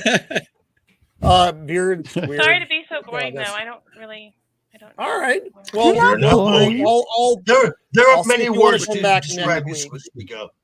Boring is So, not one of them. This is true. Roman didn't even notice I changed my name to Kerfuffle. No. I just noticed it, and then I was You're like, the "There's mouse one with the more thing most. I have to try to pronounce," and I don't know if I'm capable of that at this point. You said it. You said Kerfuffle. Well, I say a lot of things. It doesn't. If I'm trying to read, He them, it's says not- mother dick, Squeeka. I don't think he remembers half of the things that comes out of his mouth. So I want to thank the panel. As always, you guys are wonderful, and thank Pops who was here earlier. Yes. Oh, sorry. My this was- producer Zax is telling me I'm going to YouTube. All right, you're going to YouTube. Trust in Zach. We all trust in Zach. Oh, always. And thank you so much to the chat tonight. Again, wonderful input from the chat. You guys were a lot of fun. Just a lot of just interesting things about the actors and the feature tonight as well. Not just insults thrown at me, which I do appreciate. They're also good. So next week over here, and we'll see. It's going to be a lot of our usual cast and crew. We'll be doing a free range stream talking about the events of the week. And that's 5 o'clock Thursday, Pacific Standard Time, as always. And the following Thursday is going to be, we're going to be doing another big movie night. We're going to be doing 12 Monkeys, which is a personal favorite. Jumping on the bed? And I was singing that in my head. Monkey. Like I was. That's my life, yo. It's a freaking preschool song. I'm like, wait, we're doing so. I got this. Different monkeys. That's the Is it Bruce a scary Willis, movie? Brad Pitt's film. What's that? Is it a scary movie? No, could it's be a kind little of a intense. disturbing. It's a Yeah. disturbing sci-fi. Time Terry travel. Gilliam's the director, so you get. But it's interesting for a Terry Gilliam piece. It actually is, I think, one of his most normal films, which is still a bit of a stretch. It's But kind of that's very neither But here you nor throw there. these things out there like Terry Gilliam to somebody who doesn't watch movies, who hasn't seen a lot of movies, and so I'm like, that's great. Fair enough. This Terry Gilliam person sounds awesome. So I'll Monty be hitting Python. everybody up for. I love Monty Python. For Then you'll love Terry Gilliam. that as I'm assembling. I've got most of that panel already. And like I said, next week is the free range stream where we talk about the Actually, news. and actually, weird shit. Squeeka, I have the Terry Gilliam film for you that you should go watch. It's called What? The Adventures of Baron Munchausen. I've seen that. That is a weird fucking movie. I See, love that's a that weird. movie. That is a really weird. Is that the one where the guy's got really big thighs and can run real fast? Yes, Yeah. I He- love so that you- movie. You did Time Bandits, Brazil. Time Bandits is Oh, awesome Time too. Bandits. I is love awesome. Time Bandits Yeah. is another one of my favorites. I love Time Bandits. I But see. I anyway, know so weird movies so- like that, like Kung Fu Uh, Hustle. so- I so got a weird next movie week for you. is Free Range. The following week is 12 Monkeys. And that's where we are. So 12 Monkeys. I'm gonna make sure I'm gonna get I'll it be your right this week. 13th monkey. God damn it. Thank you everyone for hanging out with us. We do appreciate it. And until next time, be kind. Thank you. Doodle. Later, guys.